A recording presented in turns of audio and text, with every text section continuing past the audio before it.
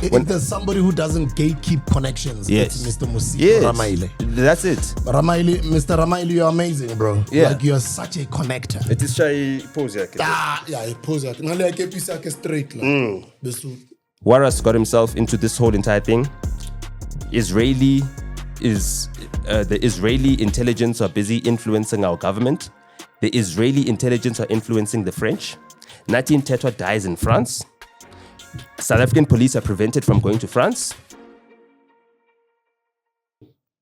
Here's a new one, guys. It's called Brick by Brick, The Entrepreneur's Guide to Property Wealth. Available on all exclusive bookstores from the end of January. But for now, you can DM me on my Instagram and I'll send you details. I'll send you the book. It is out. You want to know property knowledge?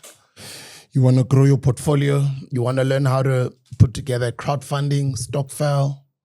You'd like to know the different subsidy programs that the government offers for first-time home owners? And basically just close deals and buy homes, refurbish, sell them, and all these different strategies that these people use. I've been in property for about 5 years now. So the book is finally out.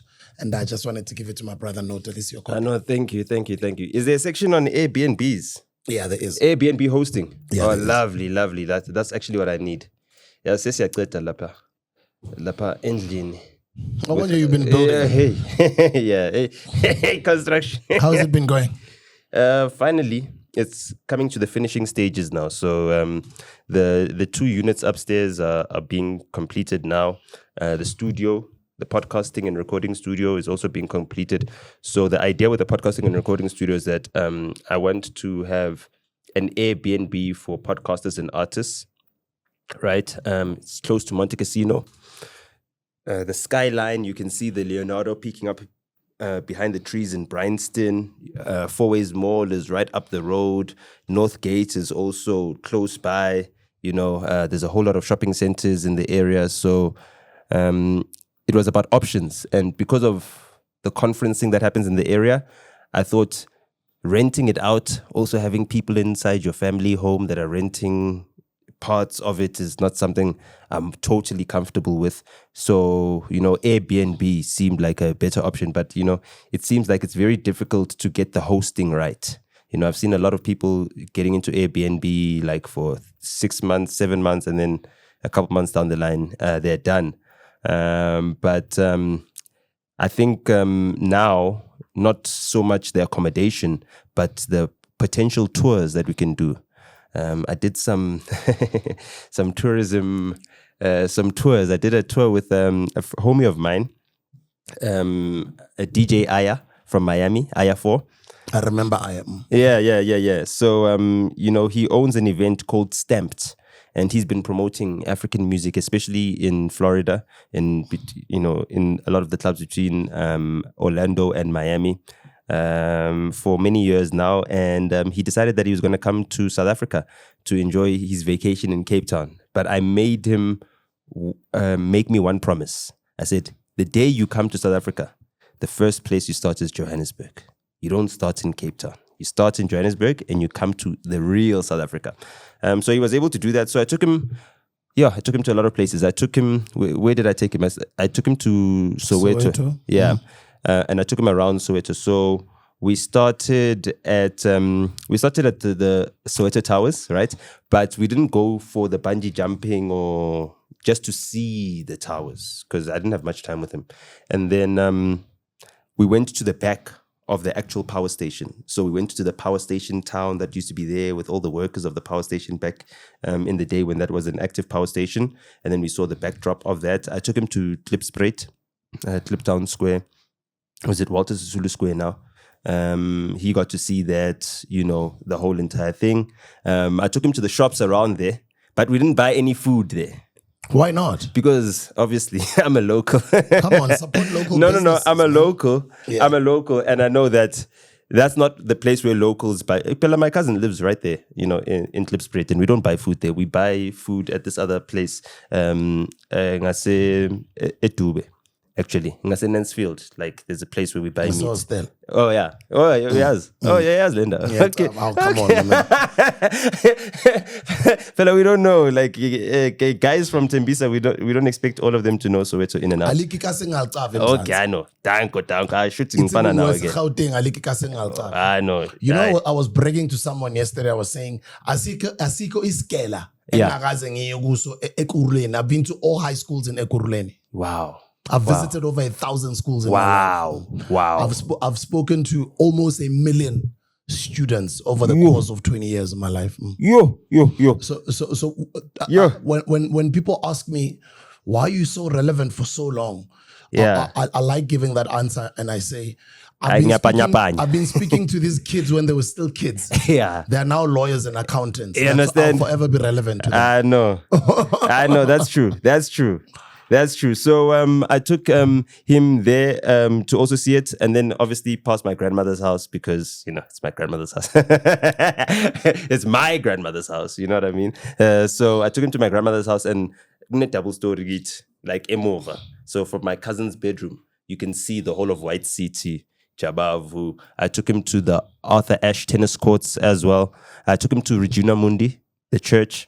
Obviously that's historic. I took him to Morris Isaacson. Nice. So you took him to all the, excuse me, Soweto landmarks. Yeah. Famous Soweto landmarks. So I took him to Morris Isaacson. Yeah. And then from Morris Isaacson, I took him along the route that they marched down before they got to Orlando by Villagaz on their approach to the stadium. Yeah. Which was their final destination. Or their supposed final destination. So I showed him. It was a whirlwind tour. So, surprise, the next day he was flying to Cape Town on the 31st. So I took him on this little quick tour on the 30th, not knowing that I was going on a practice run. For the following day. You understand? So E31, I was doing something else as well. We're hosting a house party. Well, I wouldn't say that. I came up with an idea to host a party, right? But involve a lot of the younger generation of content creators as well. So we had a home where we could house everyone and it would be safe, and they'd be secure and they'd be catered for and they could have all the fun that they wanted. And then we asked them to bring in their friends or their networks, you know what I mean? So they could all cross over together, and be together. So that was pretty cool. I think we had a very nice crossover into 2026 from where we were. We didn't go to second locations or any of those other risky things that, make people not come home in one piece, So that was nice. I think I was the last person to leave the party. Before I left, I was like, is every warm body accounted for? And then our co-host said, no, there's one cold body. I was like, what? Warm that body up. Warm that body up fast. And then we warmed the body up and then we found where's the address. Where do you stay? What's your address? You're like, yo, no, I stay in Midrand. Okay, fine. Actually, Midrand. What? No, if only I'm no, we want to make sure that every warm body is accounted for so that by the time Svala lang was 6 a.m., everyone is back home where they belong and we know that everybody is safe and there was 0 incidents. Obviously, kwepa nanyana. But there was no bad incidents. So that was a good 31st. So Nice. Ngay one, I think ngaboma 2, and then I did a couple errands by 6 p.m. Okay, let's say 5:30. By 5:30 on the dot, I was out like a light. Gone. Papa Mingo 2. And I was supposed to actually wake up. I was actually supposed to go somewhere at 7 p.m., but I didn't make it. Mang Papa Mango 2. How? Hey. My voice note from Spuda, but from 11. And I know Spuda got too many messages. It means I need to be on set. I need to get ready for a call time or something. So I listened to your voice notes and I was like, wow, amazing. Then I couldn't sleep. Then from that moment, I couldn't sleep. Bengbugelu speed the whole morning. Just like everything that I could find. Speed's history. This is what he does. Speed's dad. Daddy Speed. Oh, Daddy Speed's reaction time. Everything Speed. I was getting up to speed. And then, obviously the morning came. and you had already sent me the location that I need to be at for this first scene and first setup for rendezvous. Ngafika qala before anybody, ne? Yeah, ungifikele qala nami. Yeah. Bosemaponya, bosathenga izinto last minute. Yes. Bese yobhaya ama-ali, siyobhaya ama-tennis, amabhola, because esebenzisa izinto ezibhaza zasekhaya. Ne-speaker? Ne-speaker. Thina ngesigawurorisanga speaker sakhona. Oh. Sisasebenza boy. Okay. I know as long as Span at least, and it's close by. Whenever I needed Rory, please. And then you held it down nicely. I mean, really? you used the speaker well to commentate the soccer match. Yeah.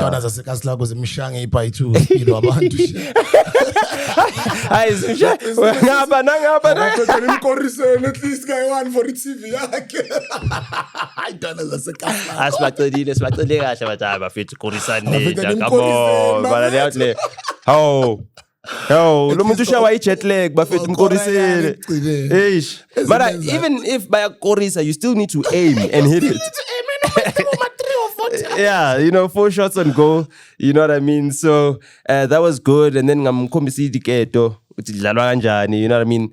And also, another thing that South Africans don't understand is that we speak South African English, South African Standard English, which is very difficult for Americans to understand because they don't speak proper English. Yeah. So I had to speak American to him. So a lot of people say, why I need to change my accent? You understand? They can't hear. Water. What? You mean water? So, so exactly. Oh, yes. But what's in this Buddha? What's it? Yo, do you want water? You want water? Water? You want water? Water? What is that? Water? Oh, you mean water? Water? Yeah. So that was pretty dope. And no, I never knew that they sold Mo Fire there. How did they get Mo Fire there? But that was nice though. I know, that was nice. Yeah. I was like, I know. That's good. I think you should start selling ice. Yeah. Ice is good business in summer, eh? Yeah. Not just that. If you sell ice, my favorite radio show on Radio 2000 was Justice in the morning. Yeah, because he used to allow us, when he was on Metro, before he moved to 2000, he used to allow us to call in and answer quiz questions. Yeah. So when I was a kid, I used to always call and I used to win the quiz on Justice's show every morning, Nje. And then he left Metro. Yeah. And then obviously I needed to find a new home. That's when I actually came to listening to Y and started listening to your guys' breakfast shows. So guys, my relationship with Nota goes way back. It's something that you guys, I'm no Nota. Understand? Before Naz. Yeah. Before Naz. Yeah, true. So we go way back from when he was a teenager. This man booked me. Yeah. He put money in my pockets when he was 16, 17. Imagine. Booking a famous DJ at that time. So I'm no Nota again. And this message also goes out to Sisinti. Hey, please. I just Sisinti mina use.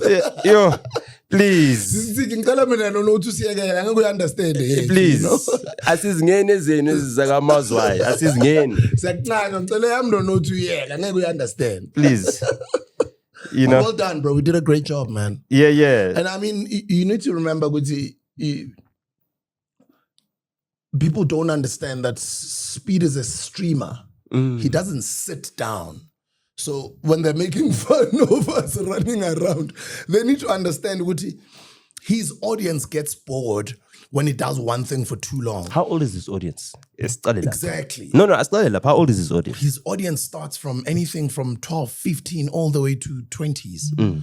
Is speaking to young people globally. Right? I know, yeah. So from one spot to the next, the itinerary says from this thing to the next. From this. So now Gijima, melu understand with semsebenzini. Gijimi because Gijimi sayena. He was looked after by us. Why would we run after him? You know what I mean? But have you ever watched Cocomelon? Yeah, my daughter introduced me. Yeah, so have you seen how everything is action-packed? Yeah. Action-packed. So that thing a boring. Cocomelon, Peppa Pig. I actually heard Peppa Pig. I was on safari in the Northwest at Epritz during this December. And I was just shocked. I was hearing hooters. I was hearing fire alarms. And so I'm on safari. So I was on safari with my friend and his kids, right? And my friend had just come back from New York. They actually lived there in New York, but it was their children's first time in Africa, which is quite funny. And unfortunately, they weren't able to come to Joburg in time to see this whole entire speed experience, but they were in the Eastern Cape getting in touch with their culture, So for me, listening to Peppa Pig while I was on safari in the middle of the bush, I realized that, our cities are so loud. They are loud. And like, if you don't have Peppa Pig playing on TV in the safari, you've got absolute silence. As soon as you put on the Peppa Pig, you've got the busyness, like it's stress. I could feel, I was on a retreat, but that sound of that Peppa Pig, it brought back my anxiety. You know what I mean? It was as if I was just on Winnie Mandela and I could hear all the ambulances passing by Winnie Mandela and all that stuff. And I could feel the strain. So I understand that, Uspeed, he's moving at a very fast frequency, you know what I mean, to keep these kids entertained because they are watching, and now he's also watching and seeing, are they getting bored? Are they engaging? So he's trying to engage. So it doesn't give you time for Ubuntu. It doesn't give you time to greet people properly, to answer properly. But luckily, I was very well prepared for the moment there with Speed because, he was being guided as well by another young person. And I wanted to also give that young person an opportunity to, get his time on camera, get his engagement and interaction, and don't be too overbearing. I'd just chip in here and there. It's eating incorrect facts nyana ngoba ngimdala and ngazi ezinye izinto engingazazi nina. So like, you know what I mean? So bengifakaza here and here. And I really felt that he was very receptive and he understood what I was doing for the audience. Because the things that I was saying, it wasn't for him. He knew that it was for the benefit of his audience. So he'd say like, yo, chat, is he capping? Yo, chat, is that true? Yo, chat, you agree with him? You know what I mean? And it's not that he was dismissing me. He wants to ensure that chat actually engages with what I said so that the chat that is just listening to him and that is his audience that responds to his cues also knows that when Nota speaking and says something or gives us some trivia, gives us a fact, you guys go out there, you do your Googles, you search it so that you can also confirm it here on the chat and I can say, okay, no, good. Because we've got 100,000 people watching. 48 million people came in and out of that stream during its duration, 6.5 hours, 7 hours almost, and that is, that is all the black people in South Africa at once. Just imagine. So there was no one who wasn't up to date with what was happening with Speed. You know what I mean? Even my dad. My dad watches YouTube, because he's got YouTube now. Because it was we had to choice. Call him Speedy. yeah, Speedy. My mom calls him Lo Speedy. Now you've also got to say, back to being a child now. Melu explain, no, loyo wepongo mafi. Yeah. Loyo abantwana abancane. Yeah. Speed. I was Speedy. Yeah, no, young kid is South Africans called him Speedy. Yeah, Speedy. Speedy win. Hey, the Speedy win. Yo. Peloeahae abazali. Abazali. Abanye babuye Hammanskraal.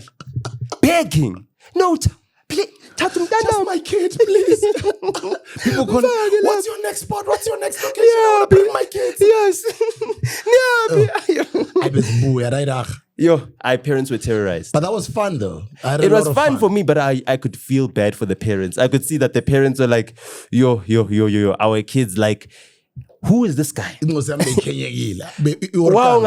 my kid went overseas for the first time. She was in Dubai.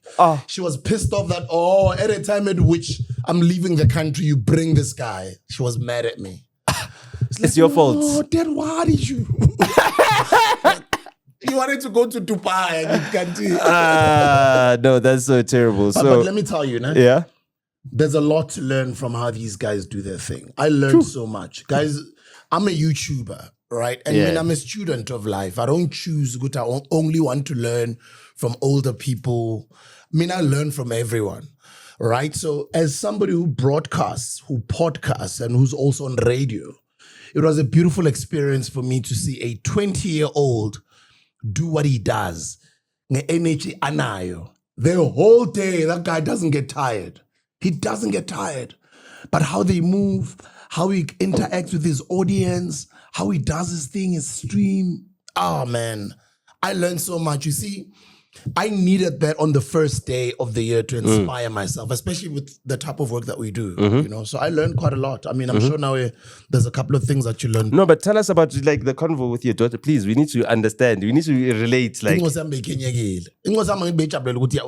the first time here Dubai. yo, Amazing. amazing.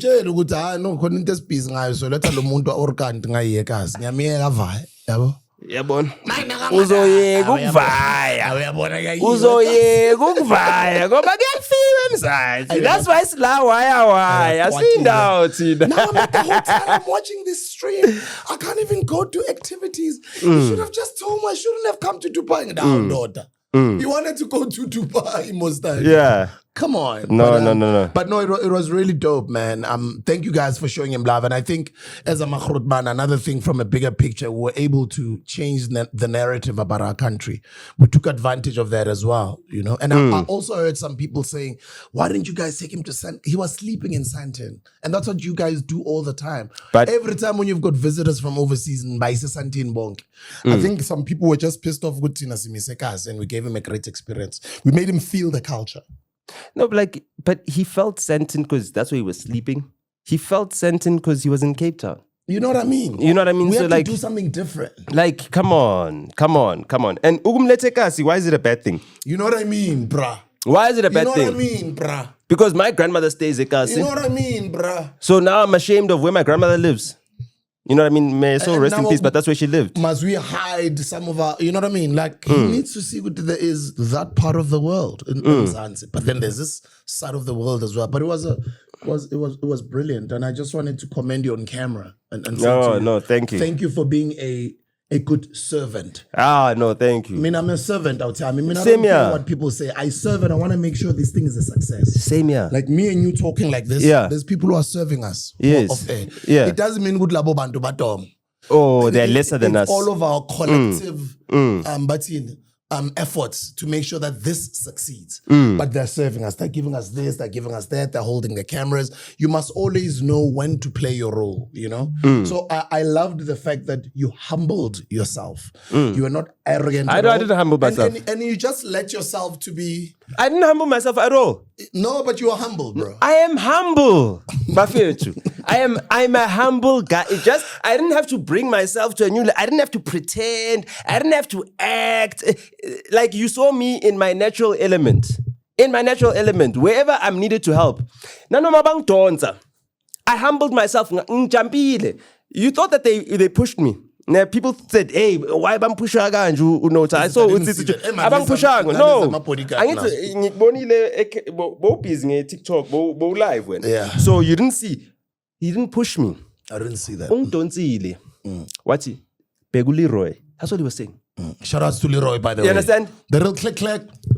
Dope work, my That's brother. it. Shout out to my brother Chaka Baz. So yeah, Shaka Zulu. Shaka Zulu. Yeah. Shaka Shout out to him. Baz. Shout out to him. So if you look at that video or that clip, ne? Oh no, not forgetting Musito. Musito, Shout out to Musito. Lerato Lesha, yes, Shout out bonke. to Buntle. Shout out to Bonke. Robot Boy. Bonke. No, you know what? Shout out to Pops. I'll tell you a little secret. Ngivele ngapapa kancane. Ngivele ngapapa because I was upset. Why? I was upset, but I'll Ukubeba get to it. square? No. I would be square. No, it had nothing to do with that. So, like when the bodyguard pulled me to the side to go look at Leroy, what I was doing on the mic was reminding Chat that this place, the reason why we're walking up this place, it's not just Mandela House, June 16. That needs to be important. So I was making sure that on camera, on the mic, people are going to go there and look at the June 16 memorial plaque or whatever. Someone is going to Google it, read about June 16, know the history, know where Speed is.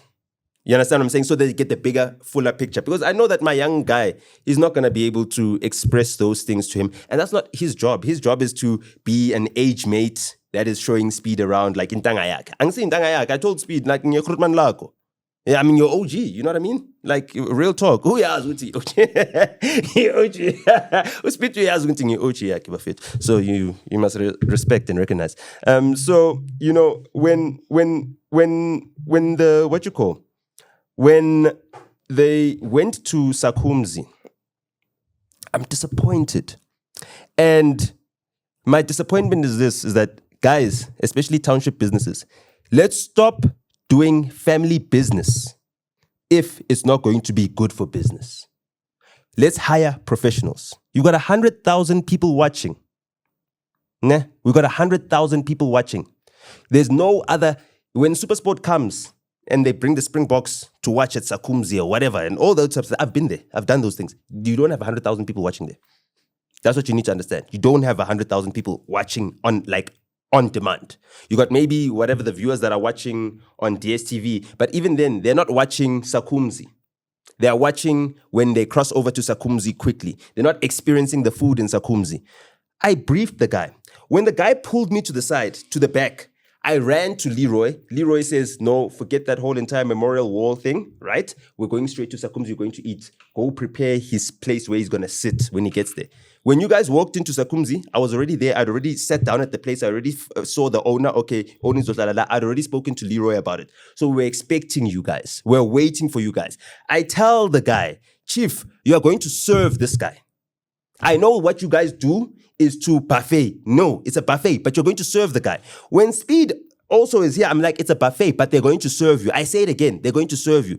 The passage inside there is very tight.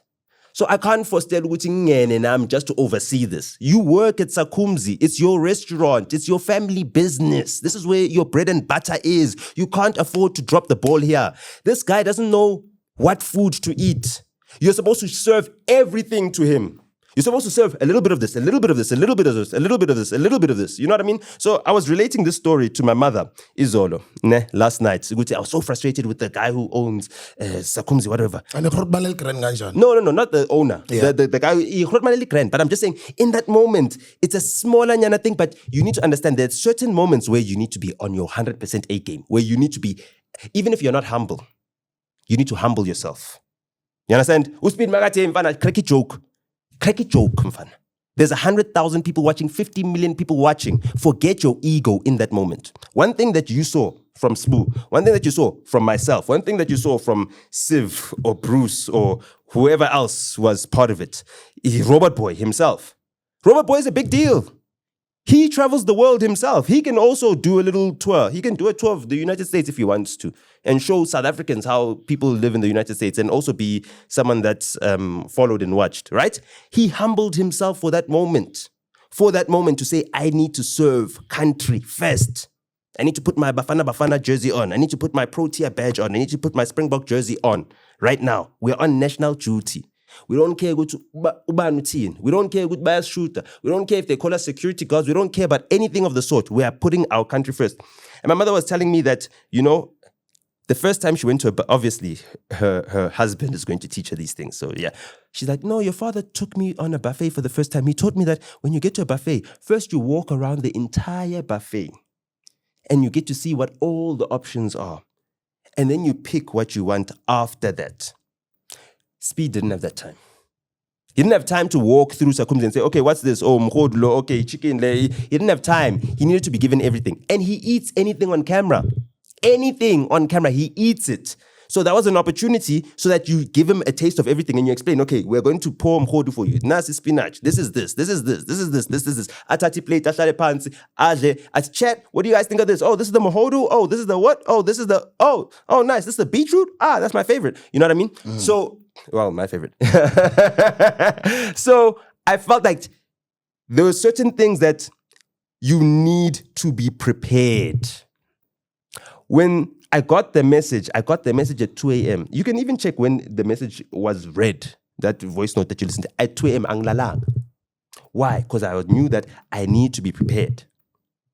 By the time in Figure Speed, I need to be prepared. I need to know what to do. I need to know what to say. I need to know the type of demeanor that works on his stream. The type of things that one needs to say. And fortunately for me, even a couple of weeks before going on to Speed, I was on Sonabile's thing, Magic. And I didn't know this Sonabile kid. I didn't know him from a bar of soap. You know Shout out to Sonabile. I think he's one of the first streamers. Do you know who else stream is nice? Maraz. Maraza's been streaming. Maraza's been streaming. Maraza's been streaming. Maraza was streaming when I was streaming. One of the first. Back in the day, it's dollar streamer, but in Ntwana Zamanje, they are doing it as a lifestyle. It's a vocation. It's what they do. You know what I mean?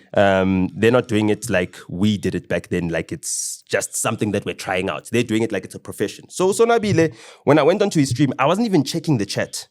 But what I saw is the clippers, after the clips. So I knew before I went to Sonabile's stream, these are the types of things I'm going to say so that the clippers can have their little snippets, right? So that they can make their money off of getting the views and the likes and whatever it is. Everybody eats. It's a buffet. You understand what I'm saying? I'm making sure that everybody eats. I make sure that I say the thing that's going to go viral for this guy to clip. And then this guy will clip. And then this guy will clip. And then this guy will clip. So I knew that when I tell him about Bafana playing, not Bafana. Before there was Bafana. South Africa played against Argentina in our first soccer match in 1906 and we won 1-0. You know what I mean? Also, not saying 1906, saying 1900 something. Why? Because I want to give them doubt. A little bit of homework. Yeah. No doubt. No. It is big.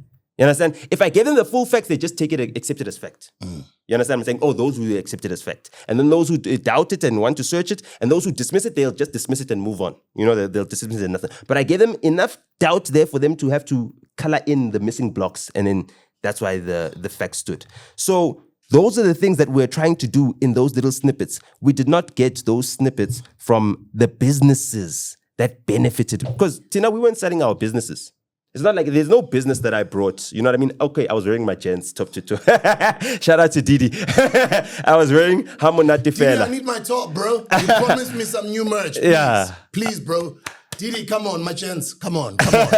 It's a new year now. I need my brand new fresh. They're no longer in Cape Town, but they're in Paarl. They're even in Europe. They're all over the world. Yeah, well, I mean, I'm just saying that their base now, their home office now is based in Paarl. So they're no longer in the city. So maybe that's what's slowing things down. But either way, I mean, Paarl is on the way to Jersey. You know, it's closer to Jersey than Cape Town is. So he should be able to get it on the next courier guy. That was something that I felt was missing right there in that moment. As for Wheels and Smokes, Wheels and Smokes are super professional. They are on another level. Those guys that did the spinning things, amazing. Those guys sold their experience. They sold their business. They even had a young 13-year-old who was teaching Speed to drive. The way you told him my age, No. Lela Kusheshe had to be flown in special. Yeah, you know. Leasing a private what. Yeah. A private plane gas speed being a figi everywhere. Mara a private plane gas Sam na. Yeah. You know, Buyema Australia. Shout out to Sam as well. You're amazing, bro. You're amazing. Amazing. And Speedy rose to the occasion, bro. He was amazing. Then he somersaulted from the car there. No, before then. Hey, Marinte, as mfana khona lapho. Before somersault. Mfana ngicela sibuda. Ngicela uvayo emaboneni yenza sure ukuthi izinto ziredi so that nasifika lapha. On my way to maboneni ngithola phone call ku robot boy athi mfana sibuda, so because he thinks I'm still with him. Speed. Ningamphuzisa imbiza. I'm like, no, ngikuhlukanile nabo mfana ngazi ubani umphuzisa imbiza. Hayi, abamphuzisanga. Nangifika emaboneni bafona bathi mfana intwana iyathulula. Hayi no wenze ngamabomu. USpeed unjalo, he's a daredevil. Why bekakhutha though? Because uphuza imbiza, obviously. It's funny in 1 hour. Fast action. To go buy him brand new shorts. Imagine. Where to get him that what is that store in Maboneng? Yeah, I don't know. Curiosity. Oh, Curiosity. Where to get him a Curiosity t-shirt. Get him fresh new shorts. Yeah. Fresh is a constipation. Yeah. Because there's others imphuzisa imbiza. No, uyiphuzile. Let me tell you something what happened on that chat. Robot boy ungenile ku chat wamkhuza ngaleyo mbiza. And then the chat, because I went back, I went and rewinded. After ngathi nini uyiphuze nini nembiza rewind ngibukele la because I also went ahead. It's less than an hour sekakhuta. So mangimbona. He took the first sip, okay, this one, okay, maybe I can blame the other people. Nah. When he took the second sip, phela uvele washaya ikumkabasha. Akumele ngabona wenze ngamabomu lo. Yo. Bekuyikumkwabahla leya. Uyayazi kumkwabahla. 30 minutes, 45 Yembiza. Wathulula. Ekasekasuza athulula. You know what I mean? Inhliziyo yami imhlungu yo wentwana. Mara at least ama-toilet ase deep kloof clean. Epipi ngoba ngathi that looks like deep kloof. Phela deep kloof ikaslami. So I can even see it nge-angle ukuthi no, iSoweto highway le ne, and then BRT la, and then deep kloof la, and then angithi deep kloof squares up that same road. Yeah. You know? Yeah. So but clean lapha ya. He went in ngamnandi, bamvulela ngepondo. Pondo. Ngena ngepondo phela toilet. Uyakuthi letona zahasila nange roll esole paper. Yeah. Zit 1 2. Noluhafe pondo vile. Elinye pondo. Ziyahasila. Na ufuna ukuthi zenza 1 2 3 4. Nolufaka 4 Lama toilet afuna Muslim ke. Ngapha kumele afune Islamic. Engana toilet paper. No, but big up. Let's move on. I wasn't done. I want to run down. I want to wrap up. So I'd like for us to get into Maduro when we're done. Yeah. So yeah, we are gonna get there. So clean. They had the Sam spinning thing. And by the way, I love Sakumzi. Nah, I take my girl cousins there on dates. Because the guys they date don't take them out on dates, unfortunately. But I take my girl cousins there on dates for buffets. You know what I mean? It's not a tourist place for me. It's it's home. It's Soweto. I love that place. So they just didn't know how to deal with a speed stream, and they're gonna get a lot more. So for next time, please, guys, when these tourists come and they're recording and filming, I understand that it's a buffet. Everyone wants to feel like, yes, you can dish up for yourself. But when it comes to the foreign tourists, dish up for them. Dish up for them, give them a little selection of everything, let them try everything. If they leave things behind, it's fine. It's a buffet. You cook over for wastage. We know that. You know what I mean? It's a business as well. You charge the customer for the wastage as well. So give them the full experience and let them try everything, because the locals and the ones that have, or regulars that know what they want or know what they like, those people are a dime a dozen now in this season, right? Because we've got an influx of tourists. Spuda, we were in New York. We were in the States. You found me there doing lots of groundwork. That groundwork was about bringing people to South Africa to do business. These promoters that are doing events here, that was part of that groundwork. These festival goers that are now coming here, that was part of that groundwork. Why? Because I saw the traveling from Cape Town Jazz Festival. I saw the traveling from North Sea Jazz Festival. I saw the traveling from Standard Bank Joy of Jazz. And Standard Bank Joy of Jazz is in Sandton Convention Center. You know what I mean? It's in my area. My mother loves jazz. I've always known that the biggest crowd that comes for that is the American crowd. And those are the people that go to the North Sea Jazz Festival, you know what I mean, in the US. So for them to actually come to South Africa is like normal. It's standard. That market follows jazz. Now we're getting this new younger market. We're competing with places like Ibiza. You understand? We're competing with the party capitals of the world. We're competing with the dance capitals of the world. Those dance capitals don't have good music. We've got the best music in the world. So there's no reason why we shouldn't have the best music tourism in the world. So that's some of the groundwork that we've been doing, you know what I mean? And I worked with Umusito, even in New York, and we're doing some stuff, and he introduced me to a lot of people, like a lot of broad networks. So if there's somebody who doesn't gatekeep connections, yes, it's Mr. Musito Ramaile. That's it. Mr. Ramaile, you're amazing, bro. Yeah. Like, you're such a connector. It is shy pose. Yeah, pose. Nale I keep you straight. Musito, you're the king, bro. Yeah, okay. His kids are gonna say we're teasing you. His daughters are gonna say I'm linging man. You know he's back in the country, You right? know he's back in the country. So I saw him actually. You see Aya, DJ Aya. Yeah. Yes. Aya Proud. Yes. Aya was with Musito. And then I said, no, it's fine. Musito, I'll drive him around Soweto. Because Musito was busy with whatever he was busy with. You know what I mean? He was busy. Either way, we were watching Bafana play against another team. I don't know. It was a game that we won.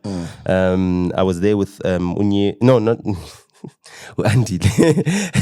Our Banyana goalkeeper. Yeah, You know, both the goalkeepers were there. In fact, a whole lot of Banyana players were there. So Musito was there. That's where I introduced Ukim to Umusito. Ngamboni Umusito. No Aya. So they've been working on this for a long time. Musito has been doing this thing for a long time. And some of those guys, like our brothers, like Abu Musito, you know, Sugar Smacks introduced me to Musito. When he found out that I was going to New York. And he said, this is your big brother when you're in New York. That's a mess in New York. You understand? Musito, he will make sure that you're good. Everyone, including American celebrities. Everyone. You know what I mean? He will make sure that you're good. That's why I was able to be so good in New York. You know what I mean? I used to tell people that, no, minang sharp, Buffett. I'm very well connected. You know, I've got Amakrotman you know, and that's the thing about Amakrotman. You know, Amakrotman play their role. Like, and there are some Krotmans who are not men, right? So, Masiti Krotman, it's not gendered. You know what I mean? Abo fly. Some kumbul fly. Yes. You know what I mean? Now she's better known for State versus Sengati, you know, when it comes to customary law and estates and stuff like that. But she's someone who's been in the game. Apart from her being on Big Brother, she was also seminal to the team that put everything together. So my biggest disappointment was there was too much narrative bending happening from the critics who weren't part of this thing and who didn't know whose pure intentions were part of this. But the first thing they tried to twist our narrative. The first thing you should see is that Usbudu Kona, that's a guy with a good heart. It's been demonstrated. Whether you can say whatever you say, if you look at the actions, forget whatever allegations anyone can make. You look at the actions and the impact of his work, it's unequivocal. You know what I mean? You've got someone like myself there. You've got all the people that were out there. Abo Robot Boy. You've got Abo Pops there. These are all good people. You know what I mean? As a South African, see, when these people are involved, you shouldn't be quick to criticize, especially as black people. We need to have rules. Like, there's certain things that you don't criticize because you see certain people there. When you see us there, you don't just criticize because you got our phone numbers. You don't just throw every single insult under the sun. You know what I mean? You're embarrassing our country. You're embarrassing. South Africans are even ungrateful that Speed is promoting their country. They're even ungrateful about that. They want to destroy everyone associated with it. Everything, every name under the sun we've been called. That is disgusting behavior from our fellow South Africans, and we're bigger than that. 2026, we don't need to do that anymore. Please, Buffett. You know, it's not that Nyankula. Please, let's stop that. And so then I also noticed that when he went to Eswatini, Eswatini Times, Eswatini newspapers, Eswatini, whatever, you name it, whatever media that was in Eswatini was all behind him. You know what I mean? Supporting the whole entire thing. And I think that the other countries that have visited after us, they had already seen how much of a great treatment we gave him. So they saw the great treatment that we gave him. And they celebrated it. Easier. It made it easier for them, but they celebrated it. Whereas here at home, we had so many people trying to clown it and I don't mind the trolling. The trolling is one thing, but there's certain things that I don't expect from certain people. When you're over the age of 40, I don't expect mean-spiritedness. You know what I mean? And I discussed this with my mother. You know what I mean? Like, just to get my head back in straight, to feel like, am I overreacting? Am I taking this too emotional? And she's like, no, this is a spiritual attack. They're attacking your spirit. They're attacking your peace. You know what I mean? You're doing something with positive energy and they want to destroy it in the eyes of other people so that you feel ashamed of being helpful to people. So that next time you are asked to help, you'll think twice. You know what I mean? You'll have doubt about that. And I don't want to have that energy. And my mother was good with uncles. Please, don't let whatever these people are saying stop you from being the child that I raised. So beyond that, the criticism, the media, come on. Our media. I was expecting to see MDN News to be all over it. They are online media. But where is Sunday World? Where was Sunday Times? You understand what I'm saying? Where are all these people? Where is City Press that blogs about whatever? Where is Media 24? Where are they? Where are our media to actually celebrate this moment? You understand? Where are they to actually tell people the numbers? So I called the journalist that I could call. You know, the only journalist I could find was the Sunday Times journalist, unfortunately. And this is after I already criticized them. Buffett, Sunday Times, we pay for the subscription. Oksala, it's not really like something that we subscribe to because, you know, we want to just read the papers. We also support print media. You know what I mean? I'm supporting print media. those journalists, when I read their articles, the reason why I pay for the subscription is so that they can keep paying their medical aid. Do you understand what I'm saying? Yeah. That's it. It's got nothing to do with anything other than the fact that I want those journalists to pay their medical aid, because I can read all these articles online. And I do read these articles online as well. You know what I mean? So to help these journalists pay their medical aid by supporting these papers, we expect a certain volume of paper. You know what I mean? Like it needs to be thick. Yeah. Speed is in the country and you've got nothing that you've written about Speed. You don't have anywhere that he's been, anything, lifestyle section and everything else. So I called one of the journalists that I know and I berated her. I went in, I said, no. I said, here is the CEO of Brand SA. Here's his number. You call him. You get airtime from Brand SA right now. Here is Musito's number. Here is Lerato's number. Leroy Jason. Oh, shout out all to of them. Leratolicious, man.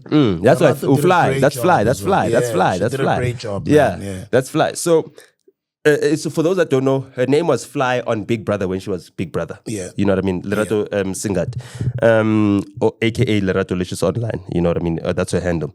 So I said, you need to change this. What I expected to see yesterday was a full page spread on Speed. And that's exactly what they did. So they did a photo shoot on Thursday. You know, they had Leroy Jason, Musito and everything else, a whole big article on the team that's behind. And I said, you know what, that's my contribution. You know what I mean? Yes, Ningfagile last minute and everything else. And I was able to play a little bit of a cameo role.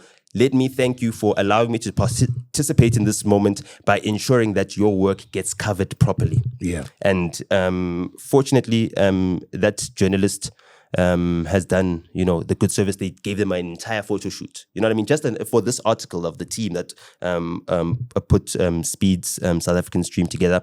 And I feel like now that it's going to be also in mainstream media, our grandparents, also the parents that were being dragged, you know, from pillar to post to come and see Speed or to get their kids on stream, they are now going to actually be able to contextualize this moment because it's in the mainstream media, which is the traditional format where they get their information and they get their credible information. And shout out to Sunday Times, the editor at Sunday Times as well, for agreeing to that, because it was brought to her by one of the journalists, you know what I mean, one of the lifestyle editors. So shout out to them for doing that. And yeah, if you didn't get Sunday Times yesterday, if there's still some stock left at the garage, at least get them, you know what I mean? Let's encourage these newspapers, you know, to stay in print, because they hire our brothers and sisters that are ensuring that everything that we do gets the right coverage and the right mileage as well. So, you know, shout out to them. And I think that's the end of my recap on the Speed stream. Is there anything else that you think I missed out? No, I'm just proud of us. We did a great job. No, thank you. And thank you, South Africa. As South Africans, your greatest advert, the thing that I've always demanded from this show is that I've got one message, and that our value as South Africans is not what is beneath the soil. It was what is above the soil. We are the ones that are above the soil. The gold, the coltan, the tantalum, all of those things, that's not our wealth. Our wealth is our people, our human resources, and the culture. That is it. So that's what we're able to show off. We were able to show Ubuntu. You know what I mean?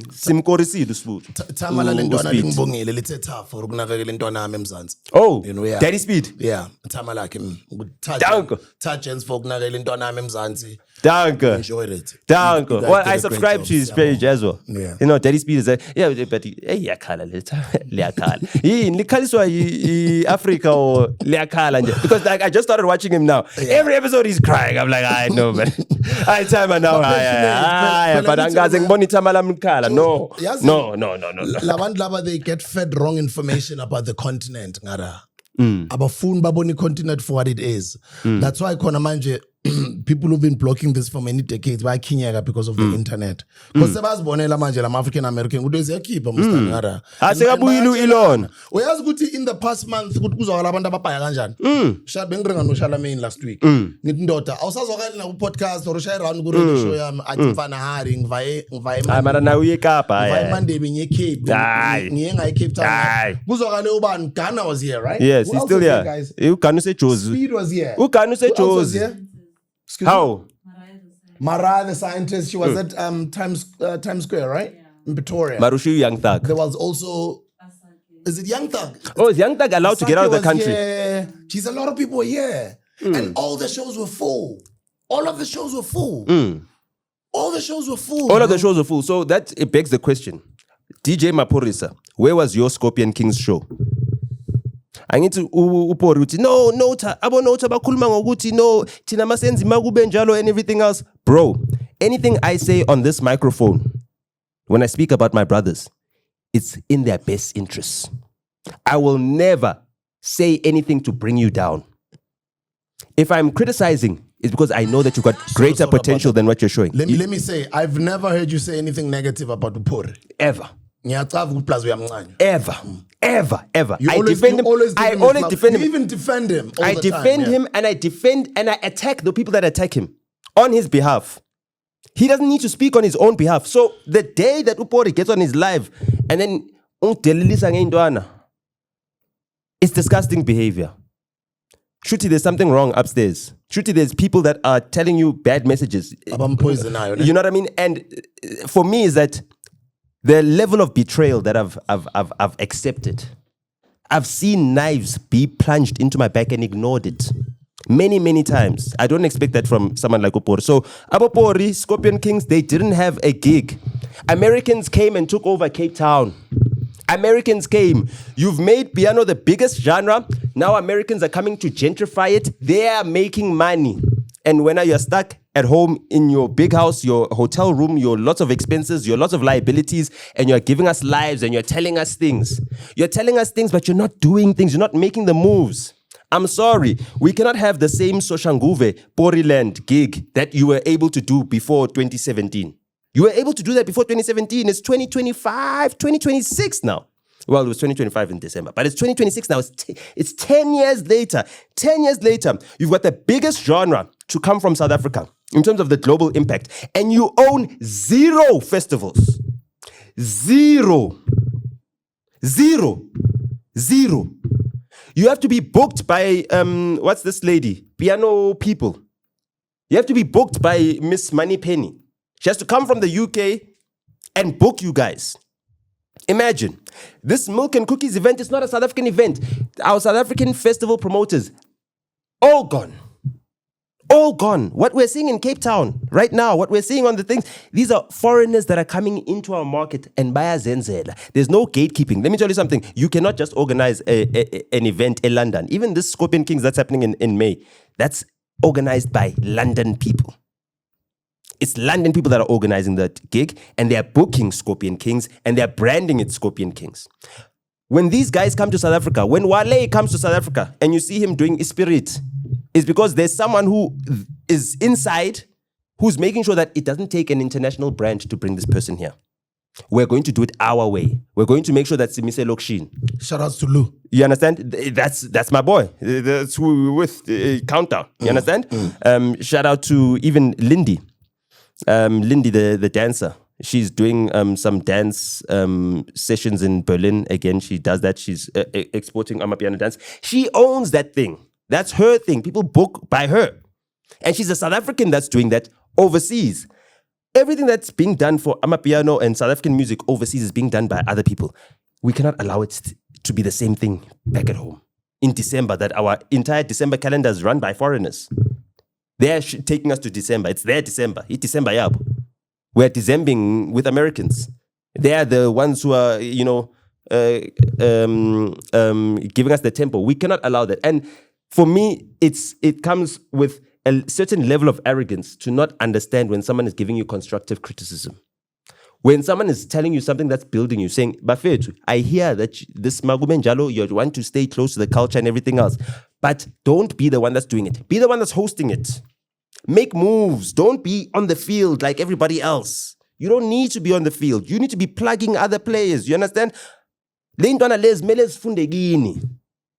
You're supposed to be leading by example. So the young and up-and-comers, they're the ones who are now supposed to be taking over these slots and being groomed. Not these guys hogging the spotlight. You're hogging the spotlight, ngapa. You are taking the small anyana bookings, Magubenjalo and all these places that cannot afford to pay you. You know what I mean? You're also taking the international bookings when they come through. You understand? You're saying you're hogging everything, and then Maltatalapo, the game is not moving forward. The new guys are not being passed the baton, and then when it's No, no, no, no, no, no, no, no. We don't poverty shame. We don't do that. That's not our culture. We don't flash money while we're talking to people and then we're trying to teach them. That's Nigerian culture. It's not South African culture. We don't do that here. We do not do that in this country. You understand? So I'm hoping that, they will take this message the way it's supposed to be. We're not critical because we haven't done what they're doing now. We've done it. We've done it. And especially for people like me and you in our position, Tina, we've done it with other people's kids. We've made sure other families are well off. They've got roofs over their heads. You understand what I'm saying? That they're safe. So we understand what it is. It's not something that we are chasing. We're not chasing this. I'm in this position to give other people opportunities. I'm not in this position to hog opportunities and to floss on people and stuff like that. So that's something that we need to get away from it. And it's something that I saw. And Speed just proved he took all the attention. Even if you thought you were a celebrity, even if you thought you were too cool, and you're like, no, I'm getting Speed, whatever. Ushiwe train. Because Tina, we're getting views. Yes, we're running up and down. We're running in forward and reverse.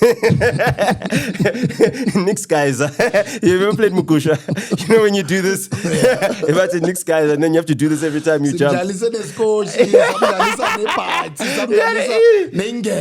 understand what I'm saying? So even if we're doing that, we're trending on TikTok.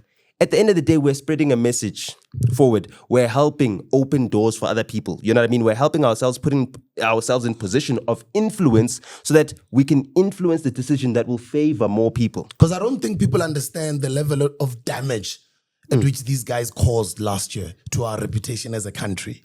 Going around the world on that tour of literally speaking so bad and spreading lies about your own home country, where you come from, to the world. Bang, you say Human Rights Council for countering. We did a great job last week out here. After all of that whole Peloeahae outlets is moshi. Let me tell you the evidence that we did a great job. Elon Musk is back again. Elon Musk is back again saying, hey, South African race laws and everything else. He had moved on to other things. He was busy with Abu Maduro and everything else. He was busy. By the way, Elon, what happened to that fight with Maduro? You said you're going to challenge him to a fight. He's in New York right now. Let's see. Okay. So they were doing all of those things, right? And then this Speed thing came. And now all of a sudden, Elon Musk, I don't know how many tweets he's made about South Africa today, just alone. Like now, the South African government, my ANC, Cyril Ramaphosa, enemies of the United States of America. There's China and Iran and Russia doing the Atlantic Ocean. That Atlantic Ocean is ours. In fact, the Indian Ocean is ours as well. Both of those oceans touch here. Okay, this is where they're given birth to. We own the ocean. The Indian Ocean is actually the Eastern South African Ocean. The Atlantic Ocean is the Western South African Ocean. Those are our two hemispheres. That's what you need to understand. This is our ocean. This is our waters. And we've invited China, Russia, and Iran to come here to do joint military drills. Why? Because we can see that if we don't protect our oceans right now, then when Namibia is starting to export oil, when Angola is exporting its oil, they're going to be attacked. And they'll have no one to defend them. Do you understand what I'm saying? So that we need to create that defense so that Angola can safely ship out its oil, so that Namibia can safely ship up its oil and gas and whatever other natural resources that they have. You understand what I'm saying? So we need to protect our brothers.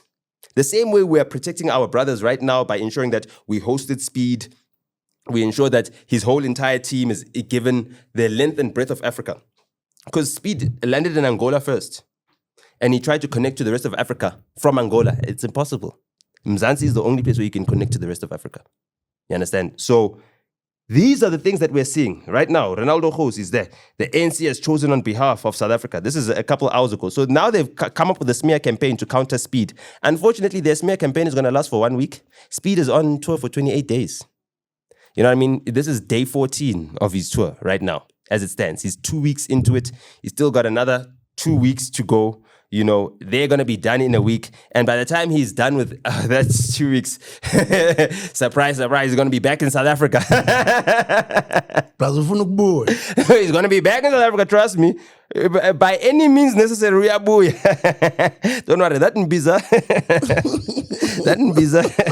that That visa was, let's just say he was supposed to have it.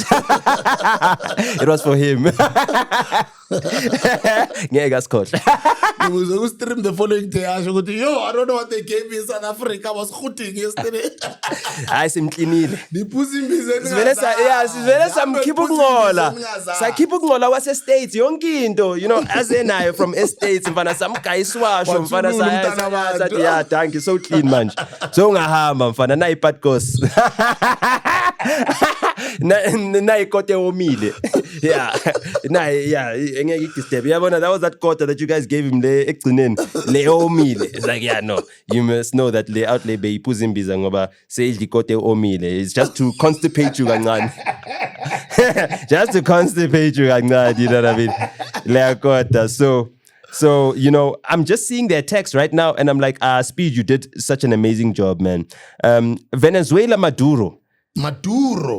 Hey! It's been a long time coming. I mean, John Bolton tried to get this done in the past. They then already installed this other guy who was supposed to have won an election, who pretended to be the president. He even made addresses to the public and everything else, who was supported by the CIA and propped up. And then Maduro seemed to survive that first shock. Biden then came into office, and then it seemed like Biden was trying to find other ways around it. But we know that the presidency is irrelevant. You know, the deep state wants what it wants. And if the deep state wants this guy by his head, you know, all those ladies are all coming in. All of them, Bongan. All of those, the ladies that are there by the door. No, abo mama, abasebenzayo, bafuna ukubukela ishow from the inside. Yeah, yeah. They can come in Lungus, it's fine. Come through. It's fine. Come through. There's places to sit. There's places to sit. Come. Guys, come. This side. They can come. Yeah. So that's fine, guys. Come. You're more than welcome. So, you know, Maduro is in hello, guys. Welcome. Make yourselves at home. Yeah?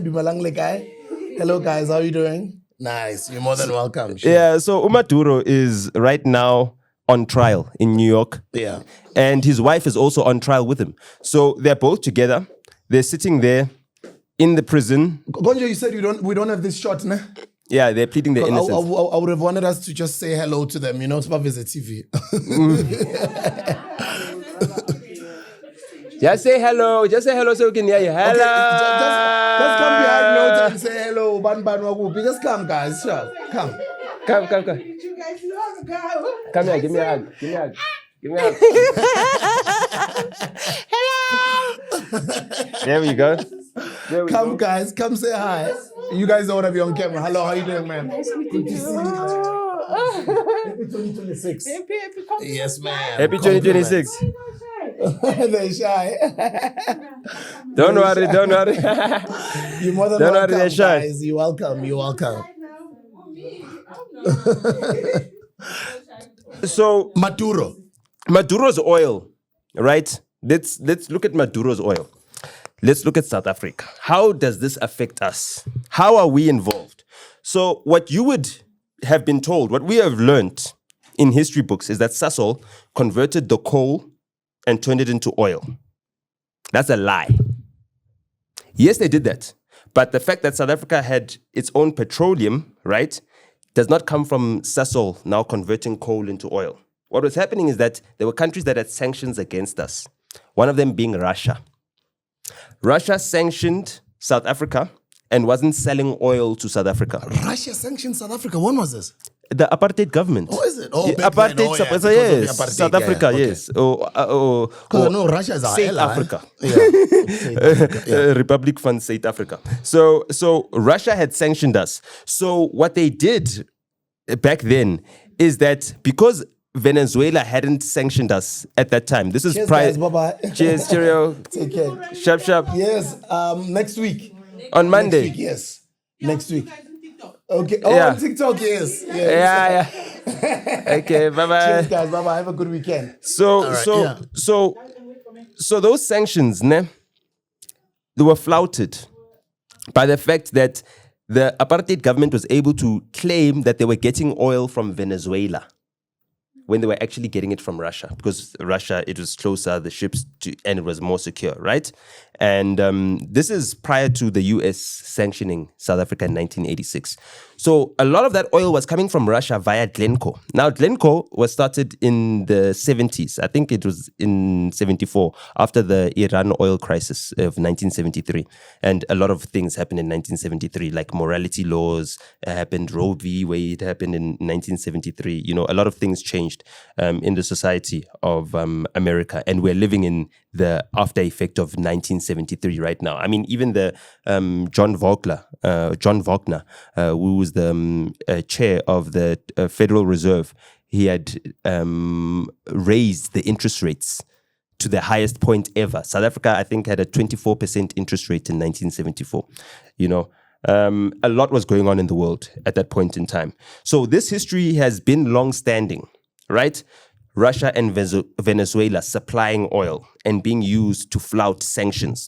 So this sanctions flouting that has been happening between Russia and Venezuela in terms of their oil has been happening for over 5 decades now, right? And because of this whole entire system, there was no way that America could actually control the flow of oil. Russia invades Ukraine. What does America want to do? It wants to raise the price of... it wants to lower the price of oil. Why? Because Russia gets a lot of their money from oil. So they know that if the price is high, Putin's going to be making a lot of money. He can make a lot of weapons and he can extend his campaign in Ukraine, right? Venezuela supplies a lot of the oil to China. And right now, America is seeing that it doesn't have the strength to protect Taiwan, but it still wants to keep Taiwan because it still wants that chip manufacturing supremacy. And a lot of their chips are being made in Taiwan, right? So to keep Taipei American, they need to degrade the Chinese economy. They failed with the sanctions. This is their last resort. Last resort is to ensure that they starve them of all their oil supplies. It's like, okay, clean. You guys are doing your deals with Russia. India is also doing its deals with Russia. You guys want your Russian oil and everything else. You're going to get your cheap Russian oil. Fine, get as much as you want. But this Venezuelan oil, this largest oil reserves in the world, you're not going to get any of it. America is taking control of all the Venezuelan oil. And that is what we're watching materialize. America has just shut the tap on the Venezuelan oil that was funding regimes or that was enabling economies that are not aligned with America and Israel right now. And that's what we're seeing play out. So as for Maduro being arrested and whatnot, you know what? For me, I don't see presidents like I see normal human beings. President gets shot, gets killed, whatever, you got so much power. And with that power comes great responsibility. With that power also comes great risks. We don't have that power. We don't decide people's lives. A president with a stroke of a pen can decide to declare war and kill 10,000 people, kill 1 million people tomorrow. And therefore, if they now, amongst themselves as presidents, now have their own conflicts and one gets killed or one gets arrested by the other, I don't involve myself emotionally in that because that's a power play game that's happening on that level. We are on the ground level. We're the grass when those elephants start fighting. And that's how I see it. So I see the SACP is marching, you know what I mean, and saying all of it's saying in support of Maduro and his campaign because he's a socialist. But at the end of the day, it's not our fight to get involved in. Right now, our fight to get involved in is preserving the image of South Africa because we are also under attack. And we're seeing what was happening to Maduro under the Biden administration with Elon tweeting him, saying he wants to challenge him to a fight and all those things, saying that you know, they've got terrible laws and all of those things, all those lies and misinformation. We've seen it play out in Venezuela, and it ended with Maduro being arrested with his wife and being forced to plead his innocence in a court of law in New York. So we see that actually this can actually come to us. This can come to us. And whether we criticize or not, it's not going to stop it from coming to us. That's not what we should be focused on. We shouldn't be focused on stopping it from coming to us. We should be focusing right now on creating a deterrent from it coming to us. There was no deterrent from Trump taking over Venezuela. Why is there no deterrent from Trump taking over Venezuela? Because China did not put its army there, did not put its ships there. It kept its ships where? In Taiwan, around in the South China Sea. That's what they protected. They decided to do that. Russia did not move some of its ships out. They tried with one which got seized on the weekend, I think on Thursday, actually before the weekend, by the UK. They tried to even change the flag of the ship. They changed it from a Guyanese ship to a Russian ship. But it was while it was in transit, and that's also illegal. So that's another ship that they've seized, right? But it had no oil on it anyway. But either way, the supply of Venezuelan oil is being stopped. And that's what's happening. The crypto that was being bought with the profits of this Venezuelan oil has been frozen. That is scary. That is scary. But crypto, no, they can't freeze it. They can't what. All of a sudden, 600,000 Bitcoin. The biggest sovereign reserve of Bitcoin that any nation has. It's bigger than the American reserve of Bitcoin. It's been frozen. So that is the scary implication of what's happening right now. And I don't think South Africa should be pontificating. We already have a case against the ICJ, which is already causing us to have war. We already know that America is owned by Israel. You know, America is a horse, Israel is there riding it, you know. And we don't want them to ride our way. And we need to create a deterrent. The biggest deterrent is how far we are from there. You know, so hopefully our distance will keep them at bay, and they'll just focus on the Dunroe, which is the redone Monroe Doctrine, you know, of that American hemisphere, and they'll leave us out of it.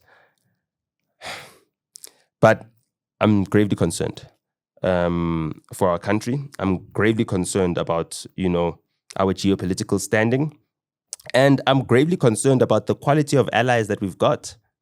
You know, the allies that we've got, they might stand for the right things, you know, but when it comes to commitment to the cause, that's something I have doubt of.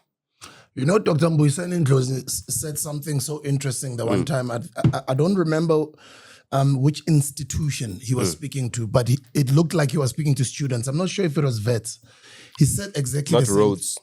Okay. Yeah, maybe. Oh, yes, it was Wits. Very recently, yes. You remember? He was hosting. He was the a moderator for a lecture that was being done by someone else, another academic. Yes, I watched that. Yes, I watched that. And he did say, as much as we are allies with these guys, the BRICS countries, these guys are not going to protect us if anything come hell or high water, America attacks us or Israel attacks us. No, They're already attacking us. We're already under attack. We're already under attack. We're already under attack. Like it's we're war. in an information war right It's now. an information war. And I was speaking to Clayson Monyela about this on DMs though, but not in public. Because already he tweeted about nuclear and he had to delete. You understand what I'm saying? It's nini khulumisana nabo Nota manje sebazothi hey please nama what. You understand? I don't want to get him into trouble. Yeah. You understand? I say, wow, no, yeah. I just need to reapply for a new visa. It wasn't a ban. It was a revocation of a visa. It just means you need to apply for the process again. So, yeah, ban is a different case. That's Ibrahim Rasool. That's persona non grata. Okay. There's a term for that. You are now termed persona non grata. Okay, sure. You understand? So, Nota, a whole country banned Nota. Nghluphe. Hluphu valea Elon Musk uyangazi ngikhona ku timeline yakhe ngipostiwe lapha mawungifuna ungithwele ku timeline ka Elon richest man in the world ukucabanga worth 750 million. But ngathi waziwa na uJay-Z no Kanye. Imagine ubani Elon Musk ke awazi nokucula akwazi nokucula akarepi akanamabhazi no ama-tweet wakhe ayabhora akanamabhazi ngiyawubona lama tweet wakhe ngithi hayi man, this is not a fire tweet, this is not a banger, it's just that you are rich and everyone's laughing because unemali. Well, let's be honest, that's why we retweet. That's why our lakhis ama-tweet ka Elon say yeah unenyuku so siya retweet ke hayi ngoba unenyuku so retweet ke platform yakhe. Yeah, I know it is retweet ke hayi ngoba uzosishare up yena anyway. Ushare up yena nemedia yakhe.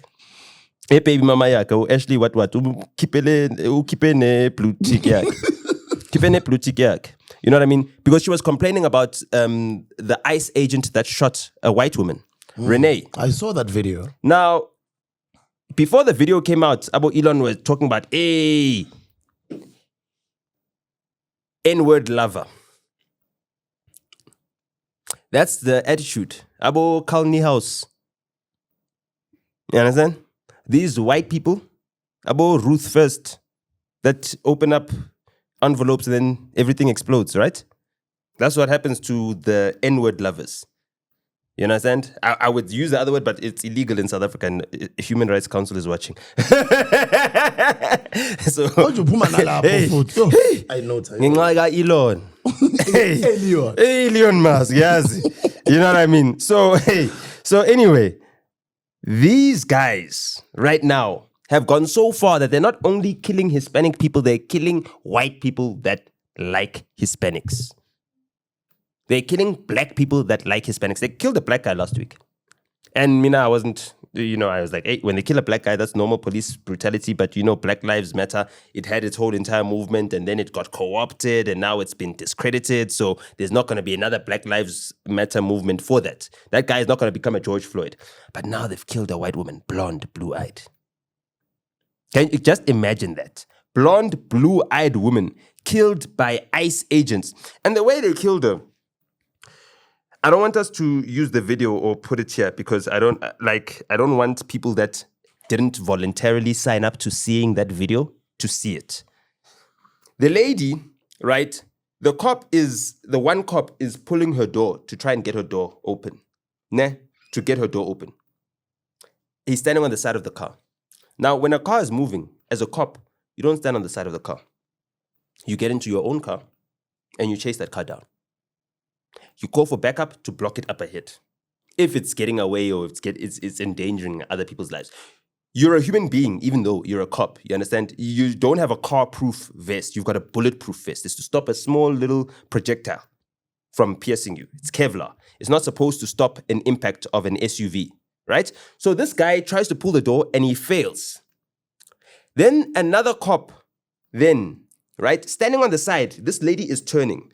So let's pretend these two cops are here, right? And then this is the car. This one pulls on the door here, misses. The lady turns a bit. This one pulls out his rifle. His pistol. He aims at the lady. Her window is open. He shoots us directly in the face.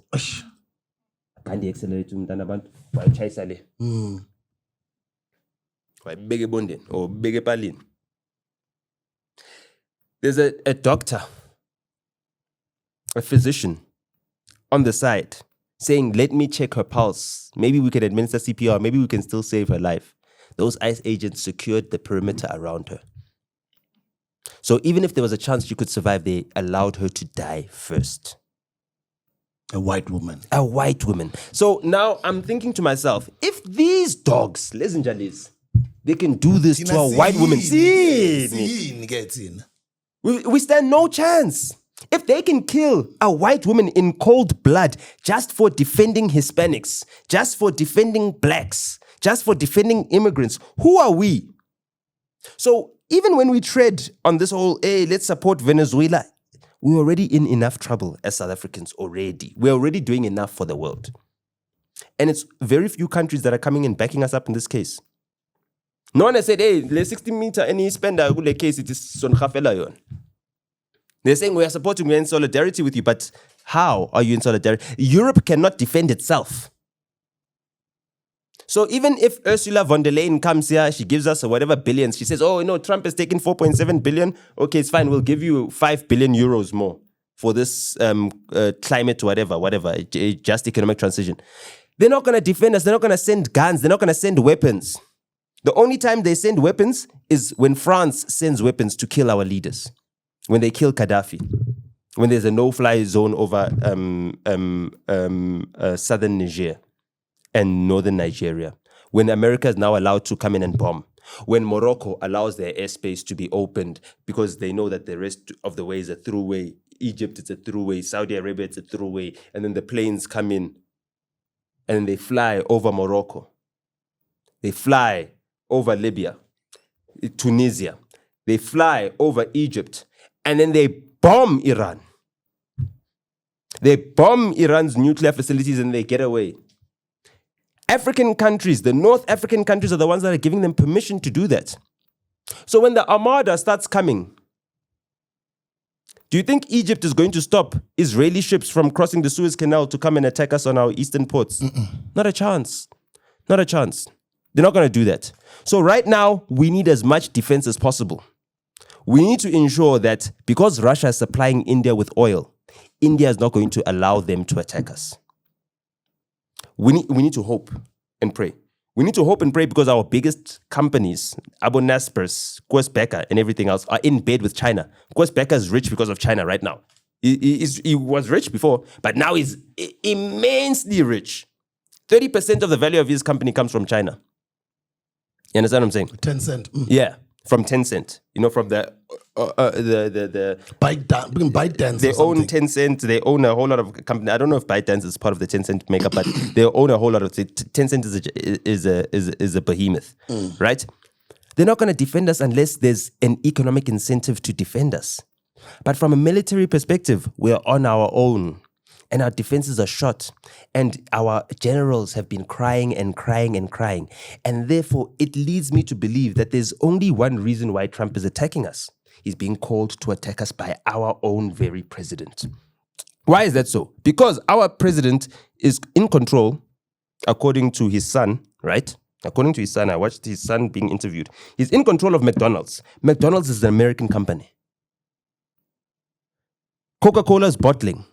Imagine Coca-Cola, the biggest beverage company, whether you drinking Bonaqua, all of these companies. I know for sure that this beverage company is not American, ne? American flag, ne? No. Yeah, Ngiboni Nampak, Ngiboni Halal. Nampak, that's a canning company. That's a South African company. Yeah. Yeah. They ran Terrator before I figured out Moshi Eskom. Yeah. You understand? Say America, manch. Tabang. So if you think about the thingamajigs, if you think about the what these guys are doing, Abo Terrator right now, and what they've done to Eskom, the destabilizing of our economy. You need to understand that they've shrunk our economy. They've shrunk our electricity demand. They've made us demand less electricity. They've made us have less economic activity. They've made us make less money. This is the process that we've been going through. We've been constructively deconstructing our own economy. And that's led from the presidency. That's Operation Vulindlela. It's not Operation Vulindlela. It's Operation Valawasan. Valimbombe. Vala. You understand what I'm saying? Now we're running on pilot lights. We're literally running on pilot lights. We're running on minimum capacity just to ensure that we don't have too much energy demands. Why do we have an energy availability factor of over 70% right now? It's because our demand has been shot.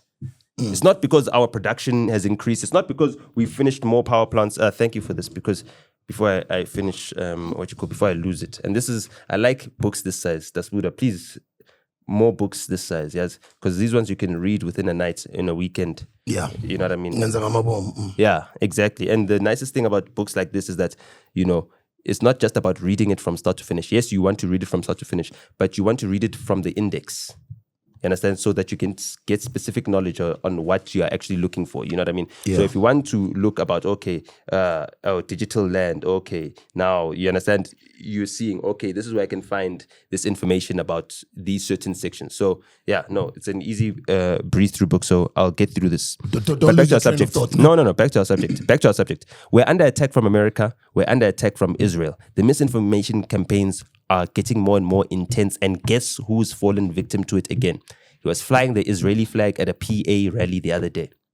Our own Minister of Arts and Culture, Gayton McKenzie. He's just defunded a campaign, or he defunded a program that was an artwork, an installation that was speaking about what's happening in Gaza. And that's only because his party is being influenced by Israel. His party is being influenced by Israel. So because his party is being influenced by Israel, the Ministry of Arts and Culture is being influenced by Israel. The Ministry of Arts and Culture is too sensitive. That is our spirituality. That is our heritage there. our heritage. Us without blue eyes. Or the us with blue eyes, every once in a while. You know what I mean? So when we're under cultural attack, we're under digital attack, we're under physical attack, and we don't have any military defenses, like serious military defenses, it's shocking, it's scary. I don't know if you could feel it, but New Year's Eve, did you hear the jets flying over? You didn't hear the jets flying over everywhere? The amount of jets, there were more jets flying over on New Year's Eve than there were jets flying over in the run-up and during G20. You lie. I'm serious. During G20, obviously our air defenses needed to be tested. There were new jets that were flying in, accompanying so the jets would fly in and they accompany the presidential planes. So the presidential planes will land either at Fireblade or land at OR Tambo and everything else, right? And then the jets will then fly to Waterkloof after escorting them. Yeah. And then they'll come back when it's time for these planes to take off again so that the jets are following right behind them when they take off. You know what I mean? Yeah. So there were all those jets coming in. When Macron came in, his jets came in. Everything. We're under attack. DJ Waras said that the South Africa is teeming with French Foreign Legion. French Foreign Legion. The French Foreign Legion are some of the, most advanced intelligence agencies in the world. DJ Waras goes to a nightclub, Moloko, which is run by someone who's affiliated with the French Foreign Legion. He gets his drink spiked. Dasbuda, you're too old to get your drink spiked at this age, when. You're too old. They don't buy from the bar. There's no one that we know that gets their drink spiked. There's no one that we know. We don't buy from the bar. There's no way DJ Waras is having his drink spiked. Makes zero sense whatsoever. And then he's tweeting about it as well. So he's telling everybody, hey, ndangal. Nam. I got my drink spiked. Passed that last night. Can't remember what happened. That's the reality that we're facing. So he tweets this. 3 months later, he's dead. In front of a building. There's a lot of security for nightclub businesses and everything else. But he mentioned in his last podcast interview, he said French Foreign Legion. He's drinking shots with them in the club. The French Foreign Legion guys. All the time. So he knows them very well. He knows what they're doing in this country. The French AFD, the African Fund for Development, right? Francais.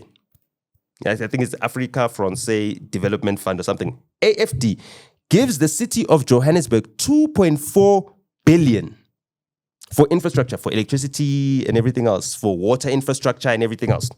What is DJ Waras busy with? He's busy with electricity, water infrastructure in hijacked buildings. DJ Waras is busy talking. Tells you, no, when the pipes are... This guy knows this stuff intimately now. Now, if you go to Braamfontein, there's a company called Dunwell Properties. Dunwell Properties does student accommodation. It's like little student slums. Each and every single one of those Dunwell properties was turned into student accommodations by my dad. I know the buildings of CBD well, intimately, inside out. There's nothing you can tell me about what's going on with the buildings and the hijackings. There's nothing anyone can tell me. I know everything. I don't talk about it. That's why I'm still alive. So, Waras got himself into this whole entire thing. The Israeli intelligence are busy influencing our government. The Israeli intelligence are influencing the French. Natim Tetwa dies in France. South African police are prevented from going to France. Someone who's busy dealing with what's happening with the city of Johannesburg, because, the city of Johannesburg, that loan that they got, that 2.4 billion loan, which all of them signed up for, even Herman Mashaba, he also approved that loan. It was voted for just now, I think in August last year. No, it was in August 2024. So right as the new national administration came in, it was voted for, right? And they sealed that deal. The week after the Johannesburg region decides on a new leader in the ANC, someone dies. I'm allowing you guys to clip all my clips. Yes. and go spread them everywhere, make money. So this guy is at the College of Law and Management Studies at the University of KwaZulu-Natal. He's gonna be a lawyer one day. I had to write a letter of readmission for him because now he had the money to pay for his school fees thanks to me. And then I had to give him a letter Are we ready? to say... we've been rolling. Yeah, so I'm nice. giving him a Okay. recommendation. Let's roll. So, okay, back to where I was. You remember where you were? Yes. Properties. Yes. Back to where I was about the FFL, right? The French Foreign Legion. And all of these foreign agents. South Africa is teeming with the deep state. So there's a friend of mine, a close friend of mine. I'm not going to name his name because if I name his name, then people will be able to connect it to his mother, right? But my friend he's very naive. Ne? I say that because his mother deliberately doesn't tell him stuff. So there's certain things that he said to me, right? That he's heard from his mother, that he doesn't know what those things mean. And when I heard those things, I thought to myself, I think I'm jailed. Because there's a reason why his mother didn't explain what these things mean to him, you know? So she left the country. She's in America. She's back to America. She left the country 3 years ago. The reason why she left the country, she said to him, and he said to me, right? He says, my mom is going crazy. She's onto some conspiracy theories. She's losing her mind. Oh, thank you. Ish. The aircon was on 1652 right there.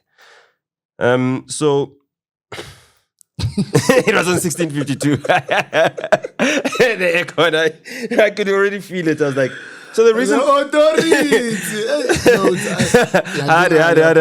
So what she said to my friend, ne, who is being kept willfully ignorant because it's for his safety and because he still lives in South Africa, right?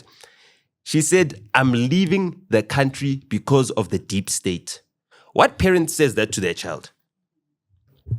And also, he didn't know what the deep state was at that point in time. So he said this to me and he's like, and I'm like, hey, what? Your mother said what? She said, yeah. She said it in those words, the yes, deep state. she said there's too much deep state happening. She didn't say shadow government or anything. She said deep state. Yeah. This is 5 years ago. It's now 2026. This is 2021. She left the country in 2021, right after the pandemic started. You understand? She used to work for Kelly Recruitment. Kelly was the biggest agency. The recruitment agency. You understand? It's in a bigger recruitment company from the United States. It's also one of those CIA type of influenced companies. You understand? She worked top up there.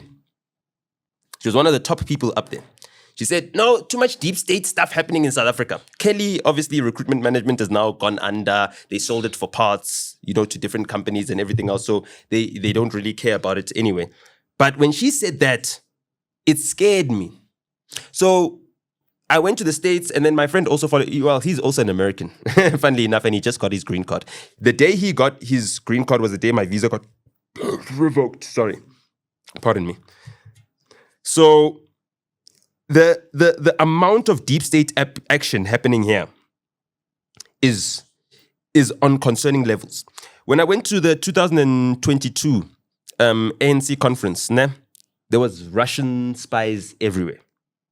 There were Russian spies everywhere. And the reason why I know there were Russian spies anyway is because our CIA journalists kept saying that there's Russian spies everywhere. And I was like, but all of you are CIA journalists. Let's not disturb all of you Nota are, guys, ne? all of you are spies. Yeah. You understand what I'm saying? So those incidents really got the hairs on the back of my neck standing up, So then I went and did some digging, spoke to people in my family as well who understand these things. And right now, we're in a deep state war and we don't have a central intelligence service. And our intelligence services, our security services, our justice system, everything is under the presidency's control, unilateral control. Now, our intelligence services are not supposed to be a substitute Praetorian guard for our presidency. In fact, their number one suspect is supposed to be the president. They're supposed to watch the president. They're supposed to watch the president so that the president doesn't do anything and use his executive authority to undermine the country's interests because he's got that power. He's got executive authority. So any country can say, hey, Cyril, 9 billion, yenza so. And he can take the billion, you know what I mean, hide it in the sofa, yenza so. You understand what I'm saying? I'm just saying. So the intelligence services, they need to be watching that guy. Our intelligence services failed when it came to IShow. Wally Roda did not report a case. There was no Interpol red notice when they went to go and try to do an extraction of those Namibian suspects, right, that stole from the farm. That had to do with a Sudanese businessman bringing in money. Now, clean. This Sudanese businessman brings in money. When he brings in money, he brings it to a farm in Limpopo. This Sudanese businessman, right, is aligned with the UAE. The UAE is busy funding the rebels that are trying to destabilize the government in southern Sudan. Right now, currently. What else is the UAE doing? They're opening game reserves. They're building airports in Limpopo, all over the place, close to Palapala, close to, whatever. You name it. They've built another airport of theirs in the Eastern Cape. They've got landing rights that they've appropriated themselves. Home Affairs is now going to open an office at those airports because Home Affairs needs to open an office at those airports so that they can accept international flights, right? Because first you need to fly to an airport that's got international flights, right? You get your passport stamped, and then you take off, and then you come back. That's why they opened up Fireblade. That whole entire Oppenheimer thing was so that the Oppenheimers can take those diamonds that they can only sell to Oppenheimers from Botswana and then ship them over to Israel and Antwerp and everywhere else where they're actually being sold, because the people of Botswana can't actually sell diamonds. They don't own the diamonds. You know what I mean? And they betrayed the president that was trying to take over the diamonds, Masisi. Right? And now they've got a new president who now talks about trying to take over the diamonds, but abandoned the previous plans from the government that were already in place. It's a new administration, but that doesn't mean that you can't adopt some of the policies from the previous administration that you just removed, right? So why is he starting the process of reclaiming the diamonds all over again, starting it from scratch? It took Masisi 5 years or 4 years, his entire presidency, to get to that point. Right before he's supposed to sign on the dotted line, he needs to win an election to get that bill passed, right? To change the deal between De Botswana or Botswana and De Beers, right? That's the deal that he needs to get done. All of a sudden, he loses support. A very popular president, rhetoric, rallies, everything, but he loses to a guy from Eastern Cape who spends his Christmas holidays in South Africa and sends the Botswana people a message via email. He can't even give them a presidential address and saying, as we go into the new year, these are the challenges that we face as a nation, but as Botswana, we need to now come together, all 1.whatever million of us, you know what I mean? And all the cows as well, because the cows outnumber the people in the country, right? So, Duma is a Xhosa man running a Botswana nation. Already that should cause some concern. This Xhosa man running a Botswana nation is just too radical when there's a photo opportunity. He's there in Ghana. He's there meeting Traore. He looks the part. But look at the actions of his country. Look at the actions of his government. Do they look like they're taking back those diamonds? Not a chance. The process was already being done by Masisi. Masisi even faced criticism from the person that he replaced, Ian Khama even came to South Africa saying Masisi is trying to have him killed in Botswana, right? Those are the things that we're seeing happening. So that's the level of deep state action that we need to be fearful of, because we can see that this Duma is not an ally to us. How do we know that? When Forbes went to Botswana, what were they doing there? They went there with Motsepe. Motsepe, whose sister was arrested, what? Flying out of Botswana, going into another country. She was arrested, right? With our friend Malcolm X. Remember Malcolm? Exactly. They were arrested. The mayor of Sandton. You understand what I'm saying? Bridget Motsepe is one of the leaders of African mining in general. In general, she was arrested. We know that those minerals in Botswana are what fund Israel and all these other Western governments. What? And help them. Yes, that's how they launder money. It's very easy to just imagine if Speed had just taken Diketo, diamond. You see him playing Diketo with the diamonds there in Botswana. Because you can. He just took, he grabbed he grabbed $25 million worth of diamonds in his hand. It's 25 million. Imagine, I've got 25 million. Diamonds are a very good way to launder money. Have you watched the movie Blood Diamond? Exactly. It's a very easy way to launder money. Imagine if you had to carry $25 million worth of gold. You need a whole entire ship. You can't put that on your yacht. You know what I mean? And that ship needs to be escorted. Have you ever seen when they transport gold around the city? How? You haven't seen it? Have you seen that big hippo? Whoa. That big hippo that's got like 20 police cars. There's only one place to refine the gold here. Okay. Not that we don't have the metallurgy skills. You know what I mean? My cousin is one of the top metallurgists in this country. He cannot do his work outside of Rand Refinery. That's where all the gold is being refined. And then that gold gets refined, and who ships it out the country? Who's the biggest trader of gold? The UAE. So the UAE is trading our gold. Israel is trading in our diamonds. The French have made us the number 3 market for Hennessy in the world. Does that make sense to you, Scoot? How is that possible? How is South Africa bragging about being the 3rd biggest market for Hennessy in the world? It's a lie. Cannot be. Cannot be. A country of 60 million drinks Hennessy with a currency that is 20 times less than the currency of the origin of the product. How much is the euros? 22, 23? 21. Okay, 21, ne? To the rand. So you're telling me that if France, where this Hennessy comes from, because you know that it's made in that cognac region. It cannot just be made in South Africa. It's not like they're making a South African version of Hennessy. No, it's not like Coca-Cola. Then it won't be a cognac. You understand what I'm saying? If it's not from... There we go. You understand? So when you hear those things, you need to think to yourself, hold on. Cognac can only come from cognac. If South Africa is one of the biggest markets and the biggest African market for cognac, how much money do South Africans have, with 60% of them being unemployed, to buy enough cognac to be the number 3 market in the world for cognac? It makes no sense. It's a lie. It's impossible that could happen. So it could only be that these Hennessy sales are money laundering.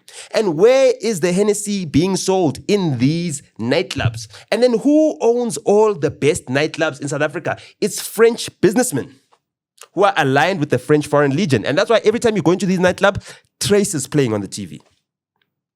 Okay, yes, we don't have MTV anymore. MTV is now gone. You know, it's 2026 now, so there's no more MTV, so or BET or any of those things. But so Viacom is done. Yeah, it's closed. Trump closed it. Well, Larry Ellison, you know what I mean. But they already make money off of our electricity. Oracle provides all the software. You know what I mean. Oracle owns Skydance, so Eskom. All the software and everything else, that's Oracle. Everything, our electricity being traded, whatever, your prepaid electricity meters, all of that software is run through Oracle software. All of that programming is run through Oracle software. You understand? So Larry Ellison is already making money off of us. You know, you just finished off buying TikTok, right? I know. Yes, it's done. It's done. Sure. Yeah. And right now, he's just got rejected for buying Warner. I think he tried to do a hostile takeover with this Warner Netflix deal. Yeah, but they rejected it. You know, and they signed a new deal with DSTV to give them an extension on their license to broadcast Discovery and all the other channels that, you know, they had, and all the other HBO shows that were now being broadcast fresh from the US. You know, an hour after it plays in the US, it now plays on Mnet. You know what I mean? That fresh from the US HBO special is still going to be around, and which means those HBO shows that are now on Showmax as well are going to be available. So anyway, I've given you guys a gigantic word salad that you now need to decipher, but I'm going to simplify it for you. Our ports in KZN have just been sold off to the Philippines. The Philippines, under Duterte, the guy who was killing people, the Prime Minister of the Philippines, the former Prime Minister of the Philippines, Duterte. If you guys don't know what the Philippines is, it's the country of Manny Pacquiao, right? Cool. One of the biggest shipping companies is owned there. Now they've just signed a joint venture deal. They're going to own 49% of, you know, the management company that's going to be managing our ports in KZN, or some of the ports in KZN. I think Durban Port is one of them, right? And then the South African government is going to own 51% of that deal, but they're going to be having more voting rights and controlling share. So the government still got oversight. This is back to what I was saying about Operation Vulindlela. That's part of those deals that are being made. This Operation Vulindlela is just a gateway to cut the red tape for these foreign intelligence services to insert their foreign companies into our economy and embed them in such a way that they're so intrinsically tied to our way of life, our way of living, and our trade with the rest of the world, that doesn't matter who's the president anymore. It doesn't matter who's the president. Permanent capture. Permanent. It is completely captured. If your ports are gone, what goes in and out of the country is controlled by who? Controlled by others. You can't earn an income without their permission, right? And you can't use your income to buy products that you're not manufacturing without their permission either. You are literally landlocking yourself by giving access to your ports to other people.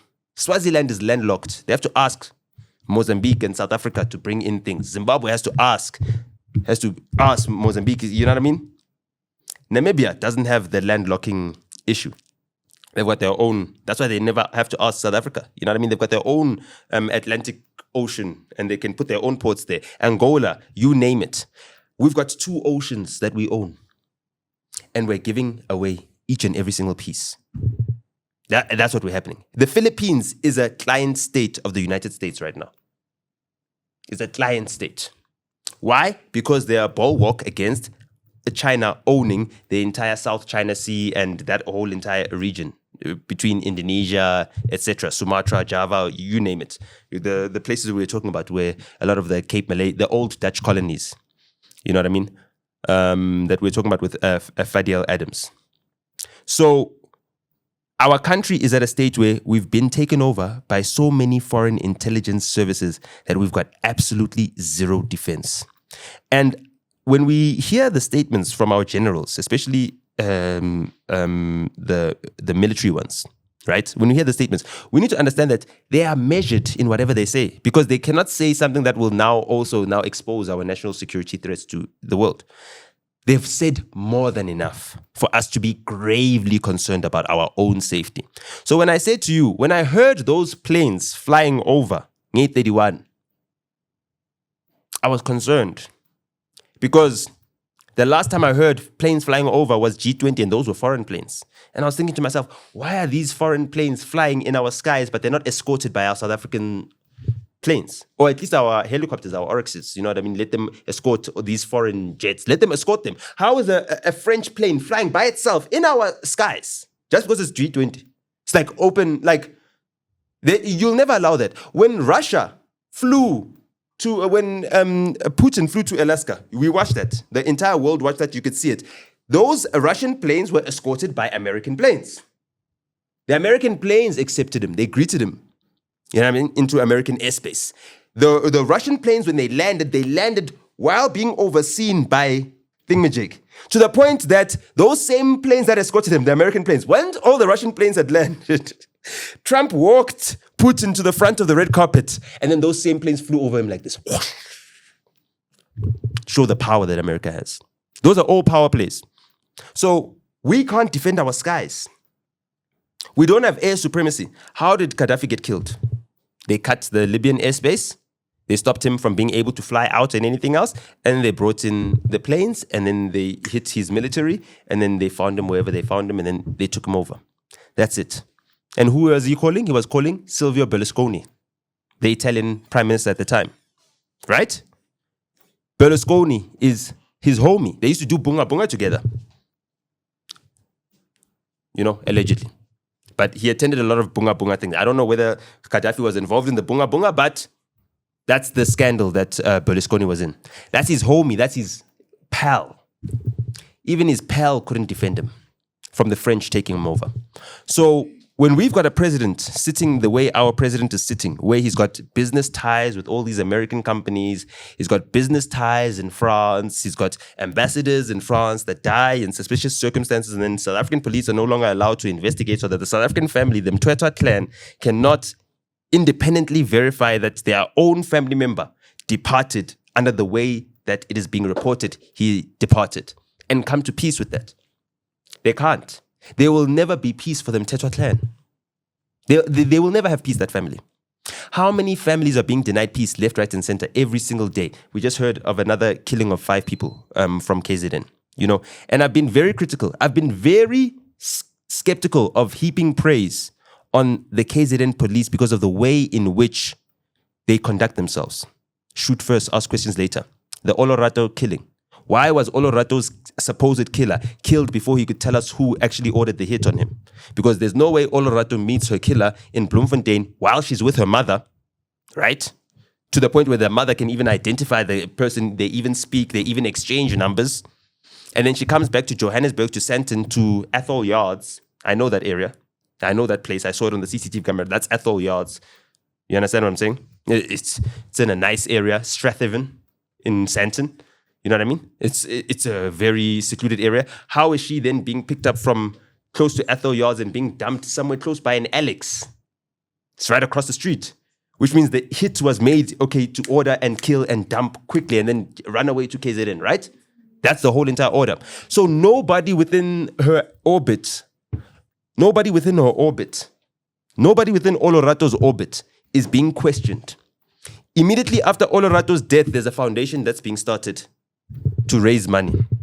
We're not being asked any further questions. The first person that we see at the scene when Olorato's killer is being killed is General Mkhwanazi. Right there. General Mkhwanazi, already you are facing criticism for extrajudicial killings. You're already facing criticism for extrajudicial killings. I've tweeted about it all the time. Even when Herman Mashaba tweets, oh, well done to the KZN police, I said, as a black man, you can never, ever in your life celebrate the death of black men. Doesn't matter what they've done. I don't care. Let them go to jail. Let them be imprisoned. I can never, ever celebrate the wanton killing of a black man, because what does it do to that black man's soul who takes another black man's life? It dehumanizes him. It shows him that even his life is disposable.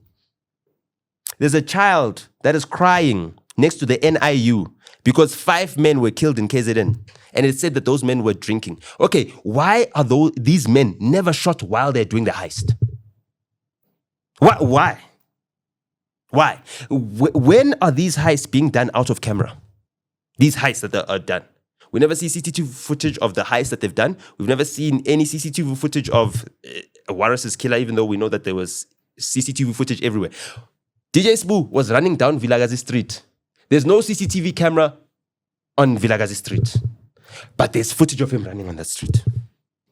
So you're telling me that next to Carlton Center, there's not even someone who's got a TikTok or anything else? Anything else they should. Escape. Remember those police that were shouting at each other? It was shot on camera. It didn't need CCTV footage. We don't even have any camera footage of anyone that's got the footage of Waris's killing. We don't have any of that. We don't have any footage of what's happened with the police in KZN when they killed these suspects. Nobody shot you hear gunshots. No one's pulling out their TikToks. All of a sudden. They know that is Mkhwanazi's guns. They can hear the sound of the gun. Oh, no, that's a Mkhwanazi gun. Yes. Yeah. Okay. Yeah. That sounds like an R5. Okay. No. Yeah. No, they must have killed someone who was suspected of a serious crime. There's no one who's questioning any of this. Then you've got Brown Mokhotsi coming and saying, this guy is a CIA agent. Well, who runs those ports? The CIA-aligned Filipinos. The evidence itself, forget what the statements are being made. The evidence is what we need to be looking at. The Filipinos are now taking over the ports in Durban. The ports in Durban have been porous. That's where all the drugs are coming in. The drug shipments are coming in. They're being confiscated. They're being handed over from here to here. How is Mkhwanazi allowing drugs from Port Shepstone to make their way to Gauteng? Unless he's sending them. Because they're escorted by police, apparently. They are seized by police. And then they're stolen from other police when they are moved to wherever they're moved to in Gauteng. And the people that distribute the drugs, they get blue lights from Julius Mkhwanazi. You understand what I'm saying? Is it not all suspicious? Hold on. Are we not looking at what is happening and thinking to ourselves, there's no way this narrative that we're being fed through the media is the real thing. And that's why I'm gravely concerned for this country, because we've been overrun by the deep state. My friend's mom is correct. Every deep state agency from around the world has got its people that it controls. It's got its people that it controls. You understand what I'm saying? Motsepe is flying to France all the time. Why? Because France controls Rwanda. France has given Rwanda a lot of money for military, whatever, right? And then how do the Rwandans control Motsepe? They put charges on him. They say, hey, we're still investigating you for the mining that you're doing so that you behave. In case you do anything, we've still got an insurance package against you. right? We'll allow you to do your business here, but we've got an insurance package against you. You're under investigation. But how can you be under investigation, but you've got business dealings with France, and France is the country that's actually running Rwanda right now? And therefore, Macron can give Kagame and call and say, leave this guy alone. Why? It's an insurance package because they know that Kagame has also got charges against him in South Africa for the people that he's been killing in the towers in Sandton, in Michelangelo. And I mean, I grew up with that, knowing that, hey, Kagame kills people, even in South Africa. There are Rwandans that are falling to the floor, being killed, choked in Sandton City, in my own hometown. And the South African police are doing nothing about it. They're not investigating anyone. They're not arresting anyone. Any of this stuff is happening. And it's all happening under the Cyril Ramaphosa presidency.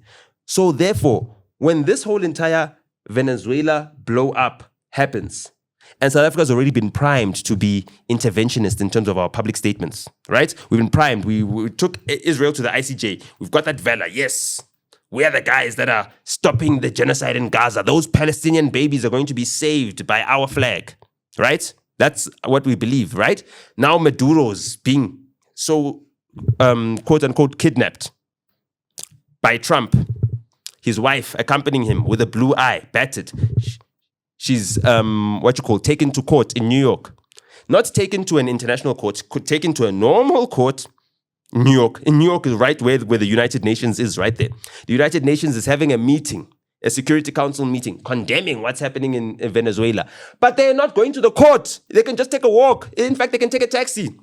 Take a taxi from 44th Street and First Avenue right there in New York, right outside there by the Trump International right there. Right? That's where they are. That's where the United Nations offices are. Right? Take a taxi to that court. Actually, take the subway. Take the 5 train. I even know which train you take. You take the 5 train. You go down to the court at the bottom. You understand what I'm saying? None of them are going there. They're not sending their country a representative to protest outside the court to say, hey, no, this guy's been kidnapped. So they're all in on the act. And Maduro, the day before he gets taken, he's meeting with the Chinese foreign minister who's in his country. And then we don't know whether the Chinese foreign minister has been able to make it out of Venezuela in time. The day before he's arrested, we don't know. We don't know any. The day after he's arrested, we don't even have a confirmation of this. These are just things we're picking up because we're like, hold on. Maduro was meeting with the Chinese. The Chinese are posting on Twitter. And all of a sudden, he's kidnapped by Trump the very next day. Why was that happening? It's because the Chinese needed to secure a deal to secure their oil, right? They wanted to secure their oil. Trump is going to take you tomorrow, but we want to make sure that we've got our back channels on how we're going to get our oil. Whether we get it from you, we get it from Guyana, we don't care. We need our oil right now. And we cannot afford to lose you right now because we cannot just, get unlimited supply and we cannot overly depend on Russia for our oil. Do you understand what I'm saying? India, they're very happy with their Russian oil thing. So I wouldn't suspect that the Indians are making a play. But what I do know is that the British have been here for the longest time. They founded this country, right? Then they handed it over the reins to the CIA, right? Who allowed the Afrikaners to be in control and only then sanctioned the Afrikaners in 1986. So if you look from 1948 until 86, what is that? Almost, 26 years later? Or 36 years later, and then, no, it's even more than that. I think it's like 38 years later, right? That they put sanctions on us. They put sanctions on us in 1986. 38 years later, after they took control over us, that's when they took sanctions, and there was a veto right on it. So the CIA has been heavily involved in South African politics. And who have they been keeping out? They've been keeping out the Russians and the Chinese. And the Russians and the Chinese, which way did they enter? They entered through the ANC by supporting the liberation movement, by supporting the SACP, by supporting socialist movements. All of these guys are having a tug of war. And none of them are having this tug of war to benefit South Africans or to assist us. They are having this tug of war to extract from us. Why? Because we've got 60% unemployment. So there's no way that we're going to be fighting geopolitical wars. We've got our stomach issues to be dealing with. Fidel Adams was saying right now, it's very easy to get the kids on the Cape Flats into gangsterism if you're giving them something that they can eat tonight, right now. It's very easy. I can take a 12-year-old, make him a gangster very easily, just make sure that his mother got electricity. That's it. It's as simple as that. So we're a very vulnerable country. We're a very poor country. And we've got foreign enemies that want to destroy us and want to make sure that our country's people have no country left. And the only collaborator that they need is our president. Do we see our president doing something to counter them? Did he fly to America to say, this is a lie, this white genocide thing? No, he didn't. He did. No. He was invited to America to explain himself. Netanyahu, when he wants to say something to Trump, he flies immediately. He goes to Mar-a-Lago. Doesn't go to the White House. Netanyahu was in Mar-a-Lago before Maduro got, quote-unquote, kidnapped or arrested. Last week, yeah. You understand what I'm saying? So why can our president not get on Ingwaz? We pay for that Ingwaz. Why can he not get on it? Okay, get on, what's the airline that still flies? United Airlines. Flies direct. He can fly directly to Miami. I know. My Robert Boy flew directly to Miami from South Africa. I know that. So it's possible that our president can also fly. He'll fly first class. It's fine. Why can't he do that? Because he's a collaborator with everything that's happening. He's a collaborator. How do we know this? Because all those companies that I mentioned before, when I mentioned the oracles of the world and everything else, they've got their data centers there in Bryanston, on Sloan. By Dimension Data. Those are the data centers. Connor Sloan and Maine. You know exactly where that is. And what flags do you see on those paddle courts? Capital Legacy. By the helipads there. Owned by Sanlam. Oh, Sanlam, yeah. Who did Sanlam, or what did Sanlam start? They started BEE. So when you look at BEE, when you look at New Africa Investment Limited, when you look at Harmony Gold, you understand? Nail going to be about Dr. Motlana, yeah. No, Cyril. Yeah. Yeah. Okay. Now, what's next door to Dimension Data? It's next door, right? Up the road, not opposite. Next door, up the road, on the left. Rob Hersoff. Oh. AVI. Right opposite Ogilvy's offices. You understand what I'm saying? Right opposite that. All those companies are in that block. In the Alameda used to be there, no? Destiny. All of those things. Yeah. All of those offices are in that block. The AVI guys who own, brands, your INJ, Heart of the Home. You know what I mean? You've got your Dimension Data. You've got Pineapple Insurance, because that's part of, the Sanlam. They're funded by Sanlam.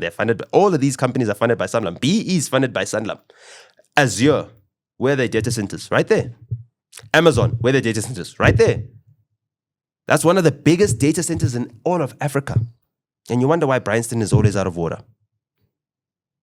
Those chips need to be cooled by something.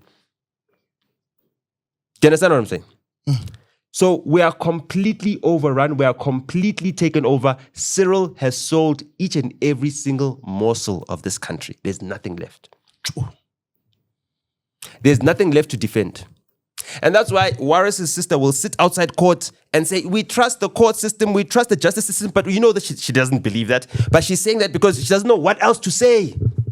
She doesn't know what to say as a family. We lost our family member. Our family member, we saw him as doing positive and good work. You know what I mean? He kept above board. He had no reason to get involved in crime or criminality. He's a talented guy.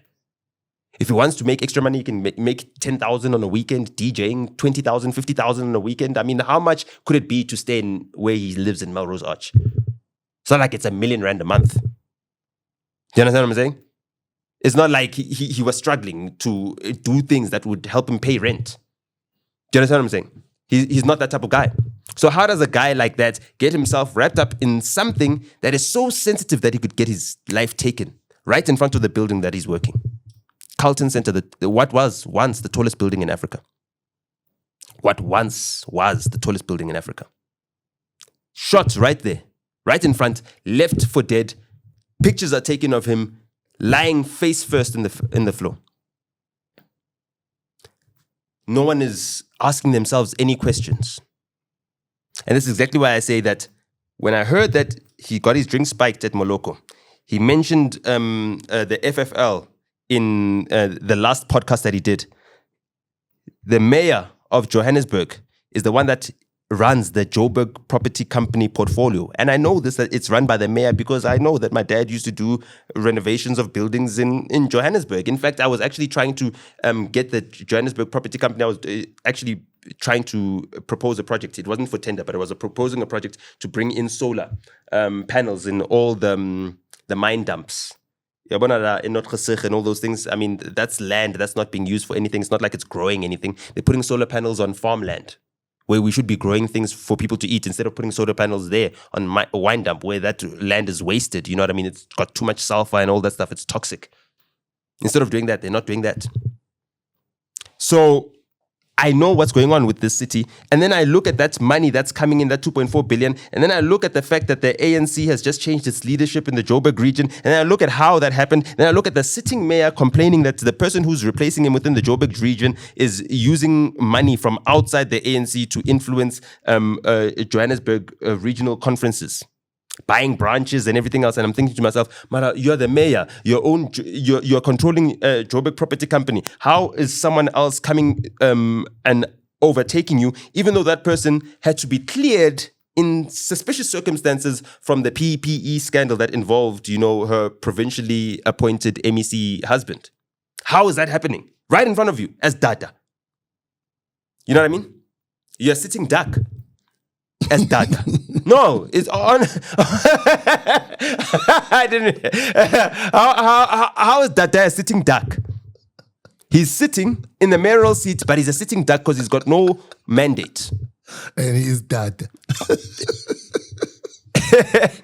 You understand what I'm saying? No, I'm serious. He is the mayor. And all of this is surrounding him. And now he has to go out there and pretend as if he's serious about building hijackings. But when I look at building hijacking, his timeline, I look, okay, Waras tweeted Dada Morero on this occasion and on this occasion, on this occasion. Doesn't look like they're friends, because anytime Waras tweets someone who's his friend, he calls him Mpat. He even calls the EFF guy Mpat. He even talks to about Cyril as Mpat, Mpatuam, and he's from KZN, so Mpatuam is what he would use.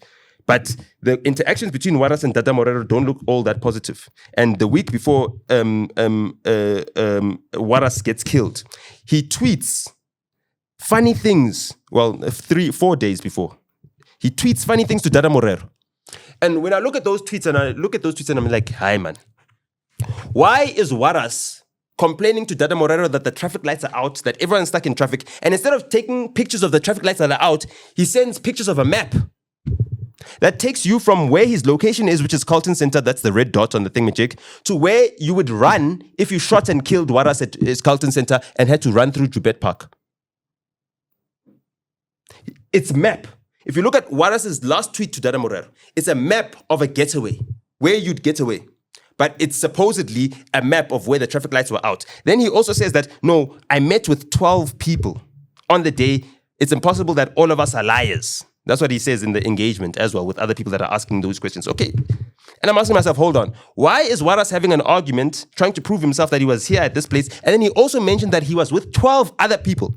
And when he gets murdered the next week, we're not asking ourselves, or the police are not inquiring, who were those 12 people that Waras met 5 days before he was killed?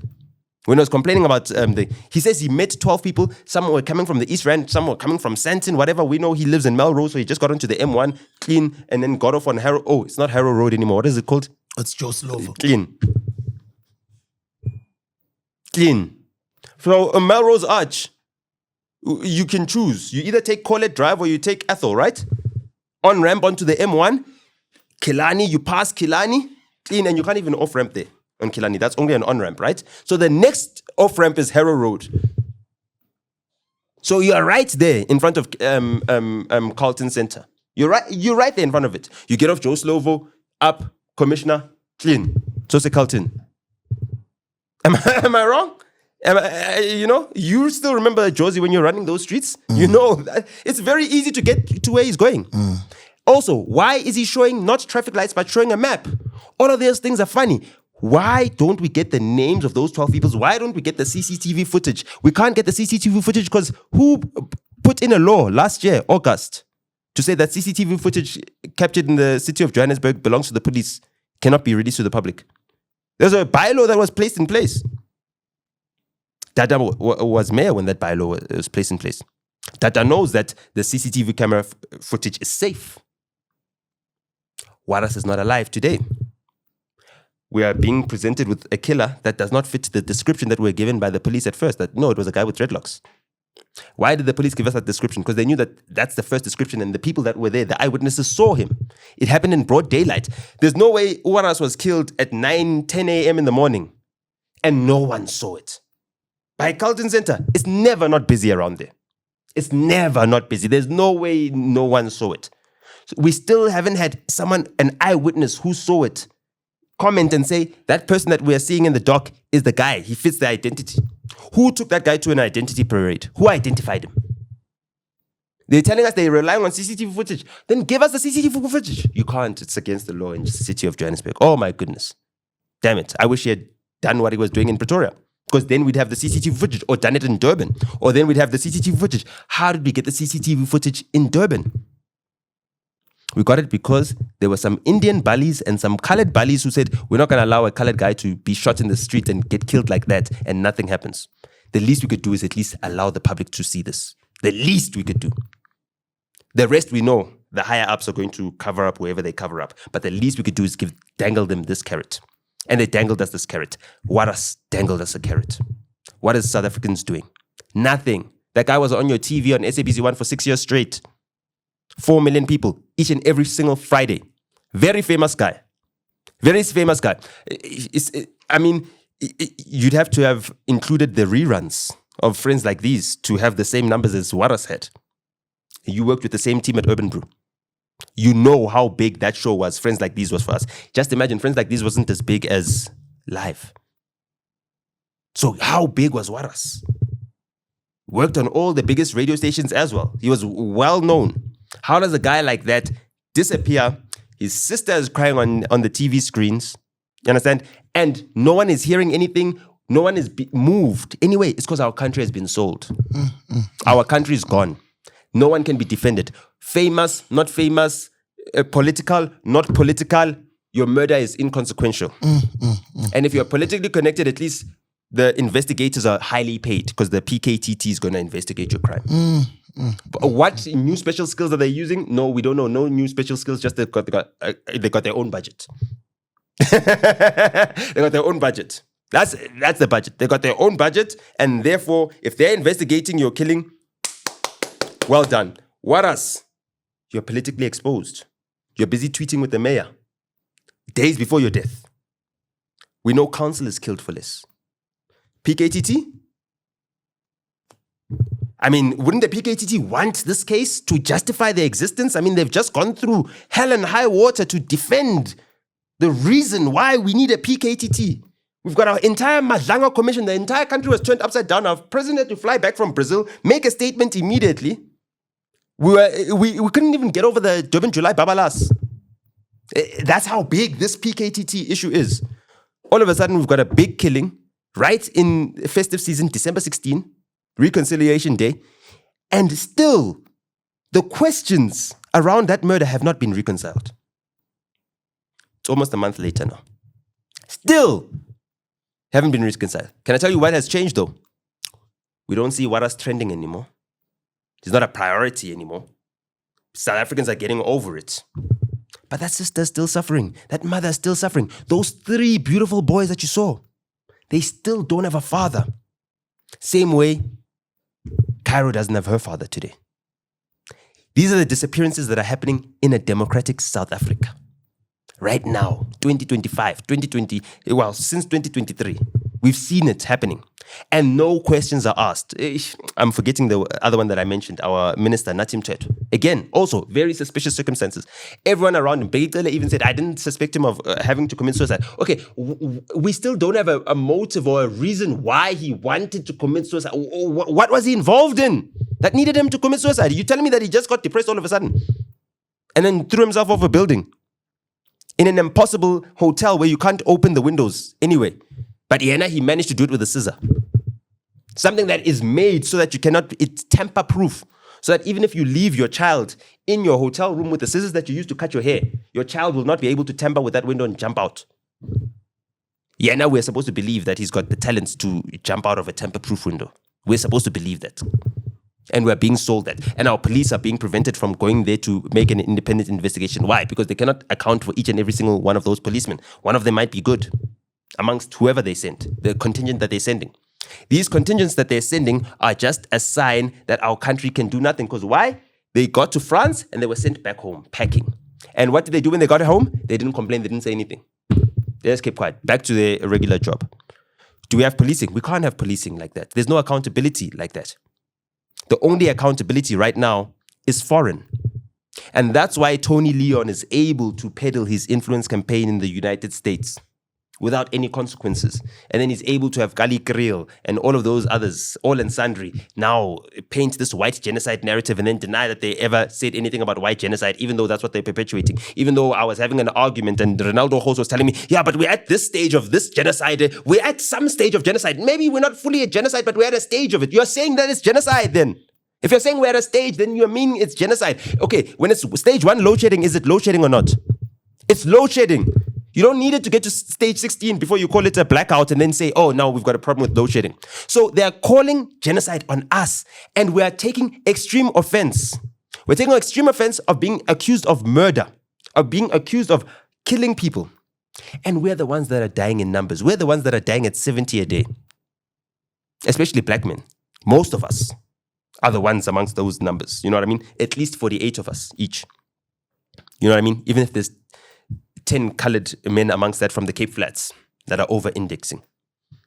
That's the situation that we've got in this country. Madlanga Commission, I don't have any faith that anything good will come out of that Madlanga Commission because our president is compromised to the core. He's compromised to the core. You can see it when he's shaking hands with Macron. You can see it. You can see that he's shaking hands and Macron is saying, hey, did you know that we announced that South Africa is the number 3 market for our biggest company, LVMH? The H in LVMH is Hennessy. Back to our conversation started. How does South Africa brag about being the 3rd largest Hennessy market in the world? How is that possible? Anyone that drinks Hennessy, that's my challenge for you in the comment section. Please explain that to me. I need to be made to understand that. Because for me, it seems like Hennessy is an excuse to launder money that is being used to supply drugs all around the country. And those drugs are being laundered through selling of Hennessy in these nightclubs. And they can say, we sold 20 bottles of Hennessy and only sell 5. But the money there is for 20. So they can go to the distributor and then say, yeah, put 20 bottles of Hennessy or put this much on your books. And then he's like, okay, but I'm going to need to make it up somehow. I'm going to need to say that we sold more volumes than we ordered. Are we checking the volumes that are ordered of Hennessy? How much Hennessy is being shipped into the country? We also know that the 20% of the alcohol that we have on our market is fake alcohol. That's according to Lucky Ndimane. The liquors traders body said that 20% of the alcohol that is being consumed in South Africa is fake alcohol. How much of that is Hennessy? A lot of it. That's the favorite one that they want to fake. They don't make fake Remy Martins, fake Biscay, fake Martell. The fake one is Hennessy. That's the one that is a fake. That's the one that you need to check. Hey, red, in the red box, you need to check. Those are the ones that we need to check. Those are the ones that, what's this thing? The consumer, I forgot what it's called. But they've even launched an app where you can check and scan the barcode and tell if something is fake or not. So they're getting us drunk. They're getting us drugged. They're committing economic sabotage. And everywhere you look, Operation Vulindlela is allowing them to have free reign in our country. That is what's happening. And no one is stopping it. There's never been an Operation Vulindlela to open up ways in which to make policing more streamlined. It's always about things that make money. Things that make money for private businesses. There's no Operation Vulindlela to ensure that each and every single early childhood development center is well equipped. We were in Mkuku the other day that doesn't have air conditioning. Orlando. Right there, next to the Orlando Towers where our tourists are supposed to come. Mkuku, right? Those kids are in a shack. They're in a kolkot. It's going to take a 21-year-old kid coming from America to see that situation and say, I'm going to change that. I'm going to put them in a building. Why? Why? You're telling me that when Cyril was driving around Joburg to see what's going on, he couldn't see those things? Because he talked about early childhood development when he spoke in the City of Joburg Council. He said those are the things that we need to focus on. Early childhood development centers. Our children are falling behind. You saw how short our kids are. How our kids still short. Our kids are beneath, our kids are growing up 18 years old, but you are 5 foot tall. You're stunted. You're supposed to be 6 foot. You're not reaching your milestones. Our kids are not having the right nutrition. You see Bafana when they play. You can see that our boys are small. No one's asking the question, why are South Africans so small when our country is so rich? We don't have malnourished Kwashiorkor kids running around the streets like these other countries, but their players are much bigger than us. Much bigger than us because they've got early childhood nutrition. You're not asking that, listen, there's something about our country that is basically a system to destroy its people, especially its native people. Whether we are being displaced from our jobs or whether we are being displaced from our position, whether we're being kept away from Cape Town from 1950 onwards, to the point where all of a sudden now when the Westerners come to the Western Cape, they don't have any locals that they interact with. That Speed comes in and eats jollof in Cape Town. Embarrassing as that is, it's the truth. That's the truthful reflection of that city. When I said the other day to Fadil, I was like, you need to learn how to speak German so at least you can get around the Atlantic seaboard. I wasn't joking. It's the truth. Now there are white ladies from Cape Town, Afrikaners, biting their tongue to speak in an American accent so they can pretend to be Americans. So they can book a reservation at their favorite restaurants. Why? Because those restaurants are now saying, hey, let's accept these US dollars. These Americans are willing to pay more to get a reservation. Let's just tell South Africans we're fully booked. So South Africans now are pretending to be Americans just to get bookings in Cape Town. And guess who's allowing all of this? Our head of state. So when Cyril says, we will not be bullied by Trump, he's lying.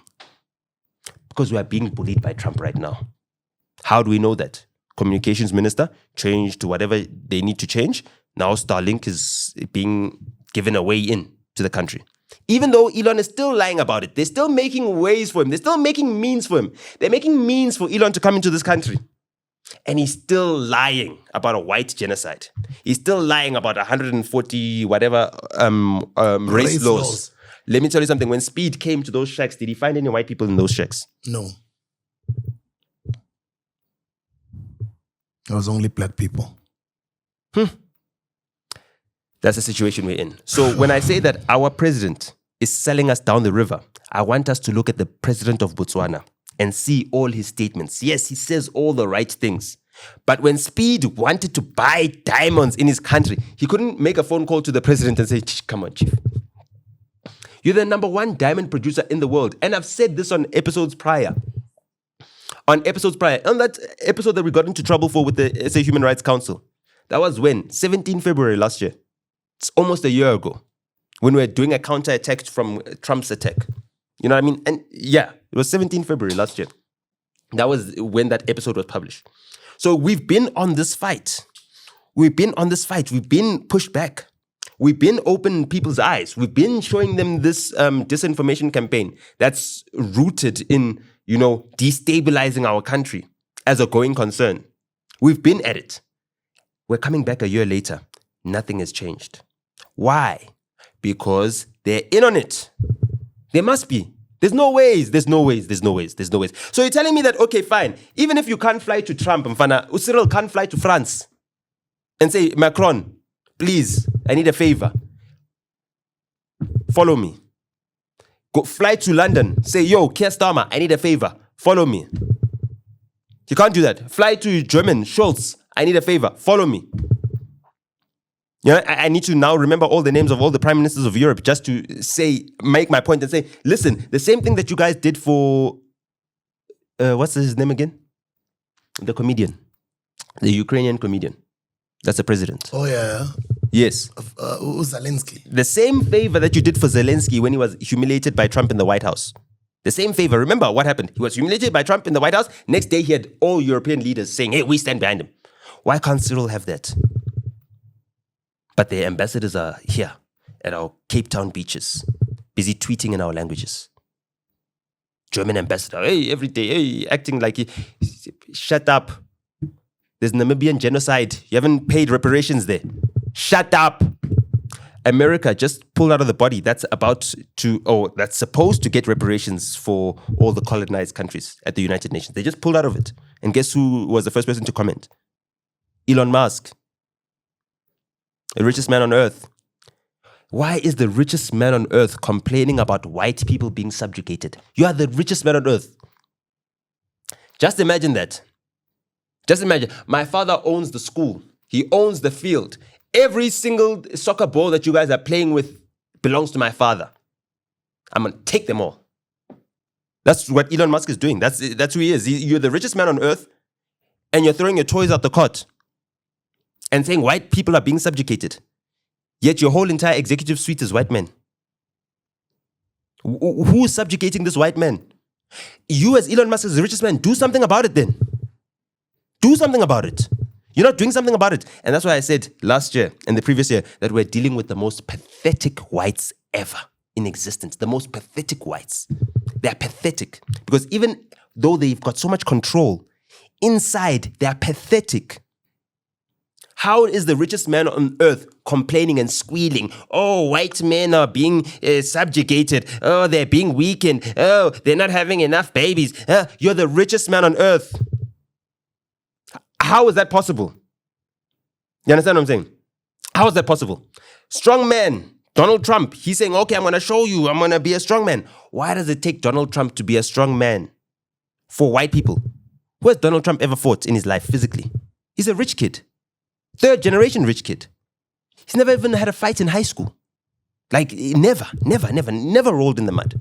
How is that guy your fighter as white people? You're weak. As an entire race, you're weak. Look at your representatives. Look at the shape of Elon Musk. His chest looks oddly shaped. You're rich. How are you out of shape? Look at Jeff Bezos. Look how in great shape he's in. You know what I mean? At least it shows his money is working for him. He can get trainers. I mean, you've got all the time in the world as Jeff Bezos. There's no reason why you shouldn't be training or why you should be in bad shape. There's no reason. Elon Musk, same thing. He's got all the time in the world. All he can do is complain about how black people are subjugating white people in South Africa. Imagine. And we work for them. And we raise their babies. We even breastfeed them. Our mothers starved us of the attention that we deserved. Black children fill the jails because their mothers were not there to raise them. Their fathers were not there to raise them. They fill the prisons. They're not participating in the economy. They're extracting from it and they're diminishing the human resources that we should be using to build our country while languishing in prisons. That's what's happening with the black society. Why? Because they carried white babies on their back. Because they did gardens for white babies to play cricket or to play rugby without getting itchy because the grass was so well cut, it was pristine. You understand what I'm saying? That's what we've done for these white people. And now they can turn around and say that we are genociding them, that we are subjugating them, that we are denying them opportunities. Those are the people, those ungrateful people that we built this country for them to enjoy. Imagine. And they still enjoy it. You go to Sandton, you go to Morningside Shopping Center, all you see is white people working from a restaurant. And what is their job? To try the best foods that they can, cooked by black people. Every single thing of theirs is done by black people. I'm telling you that in 10 years from now, white people will not be able to wipe their own bums. They'll need a black person to do it. I'm serious, because we've replaced everything. They don't do anything. What do white women do? Tell me, white women don't even push their own trolleys inside the shopping center. There's a black woman there to push the trolley. I'm just saying. What do? There's a black man riding on a scooter to bring their groceries if they need be. There's nothing that white women do. They're on holiday. They're on a constant vacation. Even in the office, they don't do any work because there's black workers that are subordinated to them. And they just tell them, can you just do me a favor? So we left the branding and I was just thinking, since you are coming from Soweto and it's closer to Soweto, it's closer to the branding place. If you just go on your way and then come to the site directly. Yeah. So you'll find them in Boysons. I'll send you the address and the location. Okay, cool. Akaguy negazole. Ukhipha endleleni. Daki. As a Daki, what do you want? You want a promotion. You're not going to get a promotion, but you're going to do that favor for that white person. You're covering for white people. You're doing their jobs in the office because they're your bosses or they're friendlier with the bosses. Each and every single thing that you do in your life is to serve a white person. Every single thing that we do right now is to serve a white person. This YouTube, who's it making money for? White people. This is Google. This is Trump's country. That's who we're making money for right now with our content. When we do I'm a Tumblr, I'm a backflip, we might as well go to Cape Town and do the minstrel show. And then have Gordon Hill Lewis sit front row. Like a true colonizer. True colonizer. You know that Cape minstrel show is a sham. You know that shouldn't be. You know that tradition or that history is not even a culture. It's not a culture. It's something that was done so that white people could be entertained by their slaves. And you still have that minstrel show happening each and every single year. You don't put it in a museum and try to restructure it and actually try to beneficiate those communities that have been extracted from for so long that their culture was bastardized to the point that they now do minstrel shows in the streets when it's New Year's. You don't even do that. What do you do as the mayor of Cape Town? As a white man. Not even as a straight white man, as a gay white man. I expect more from you. I expect more from you. I expect you to be a little bit woke. You're going to paint the crosswalk in rainbow colors. Right? But you can't see that black people are being treated like minstrels in a rainbow nation. You can't see that. You got too much pride. But you can't see what's happening with your people, the people of that place in the Western Cape.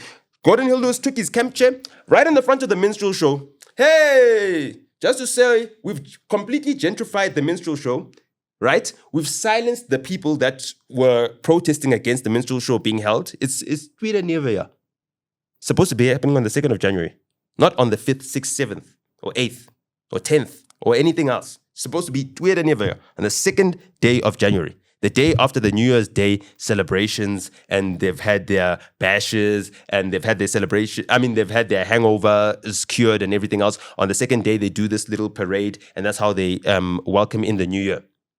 Gordon Hill Lewis was sitting there front row. You saw the outrage of the New Orleans minstrel show when they say, hey, we the Zulus or whatever, the Zulu nation in New Orleans. The Zulu people of South Africa said, hey, you're bastardizing our culture. They were offended at first. They educated themselves about the ignorance of Americans. And they said, okay, you are ignorant. We'll forgive you for that. Let us educate you. Maybe involve us. Maybe don't use the name Zulu so recklessly.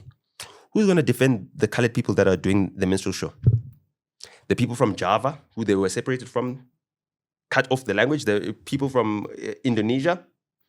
The people that were brought down from Angola.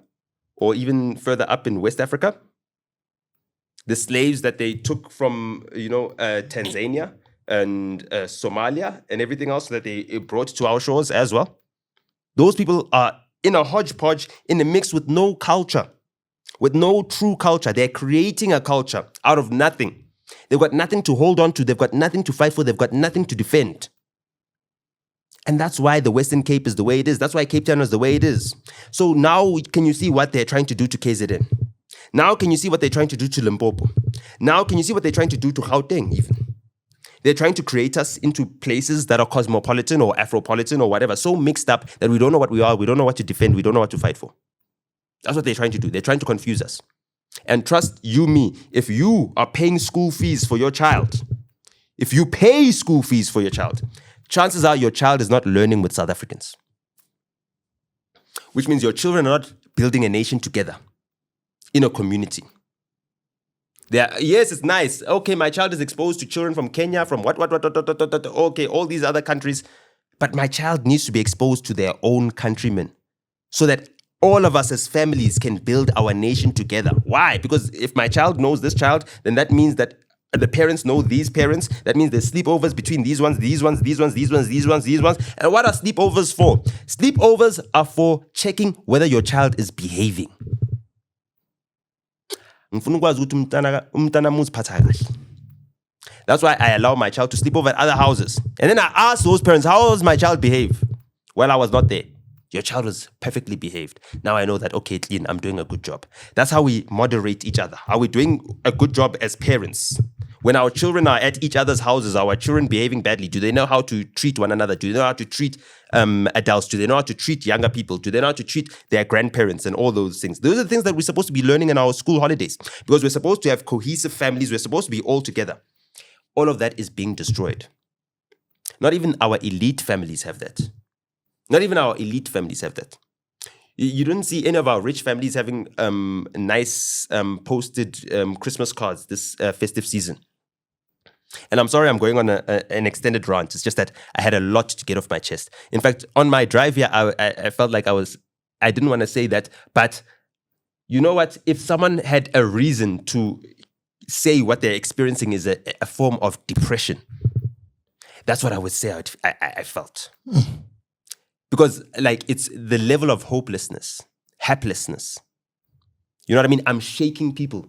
I'm shaking them, trying to get their attention. And when I turn them around, their eyes are closed. They're sleepwalking. It's like a recurring nightmare that I keep having. I'm like, hey, I'm shaking you. Hey. People are sleepwalking. And that's the destruction that's been happening to our people over the past couple of years. Because since 2020, when they got us locked up in our houses, they've been dictating to us. They've been dictating to us the terms. How do you live your life? How do you continue? How do you progress? Each and every single time, they're like just giving us a manuscript on how to live life now. Life is not like it was before 2020. This is the new manuscript on a new manual, sorry, not manuscript. This is the new manual on how you're supposed to live your life right now. And this new manual we're adjusting to. You're supposed to take this regular schedule of vaccines. Then you're supposed to take boosters. Then you're supposed to take this. Then you're supposed to do this. Then you're supposed to do that. Then you're supposed to do that. All of us are running like headless chickens, just trying to chase these moving goalposts. We don't know what's what. The elite have got us dizzy. You know what I mean? It's like lions when they're chasing a zebra. They just run in every single direction and they don't know which prey to hunt. We're in a state of constant confusion, cognitive dissonance. That is the state of the nation today. Oh, mic drop. The authority. Thank you. Thank you very much. Oh, Thank you for being with us today. I'm sorry to my team. no, in it's fine. KZN. You went on a rant. Oh, that was almost an hour, eh? And I'm saying hello. He went in for 30 minutes non-stop. No, it's 1 hour. He was Kanye West, 99. Cheers, guys. We'll see you next week, Monday. No, that's not fair. No, it's okay. Let him be.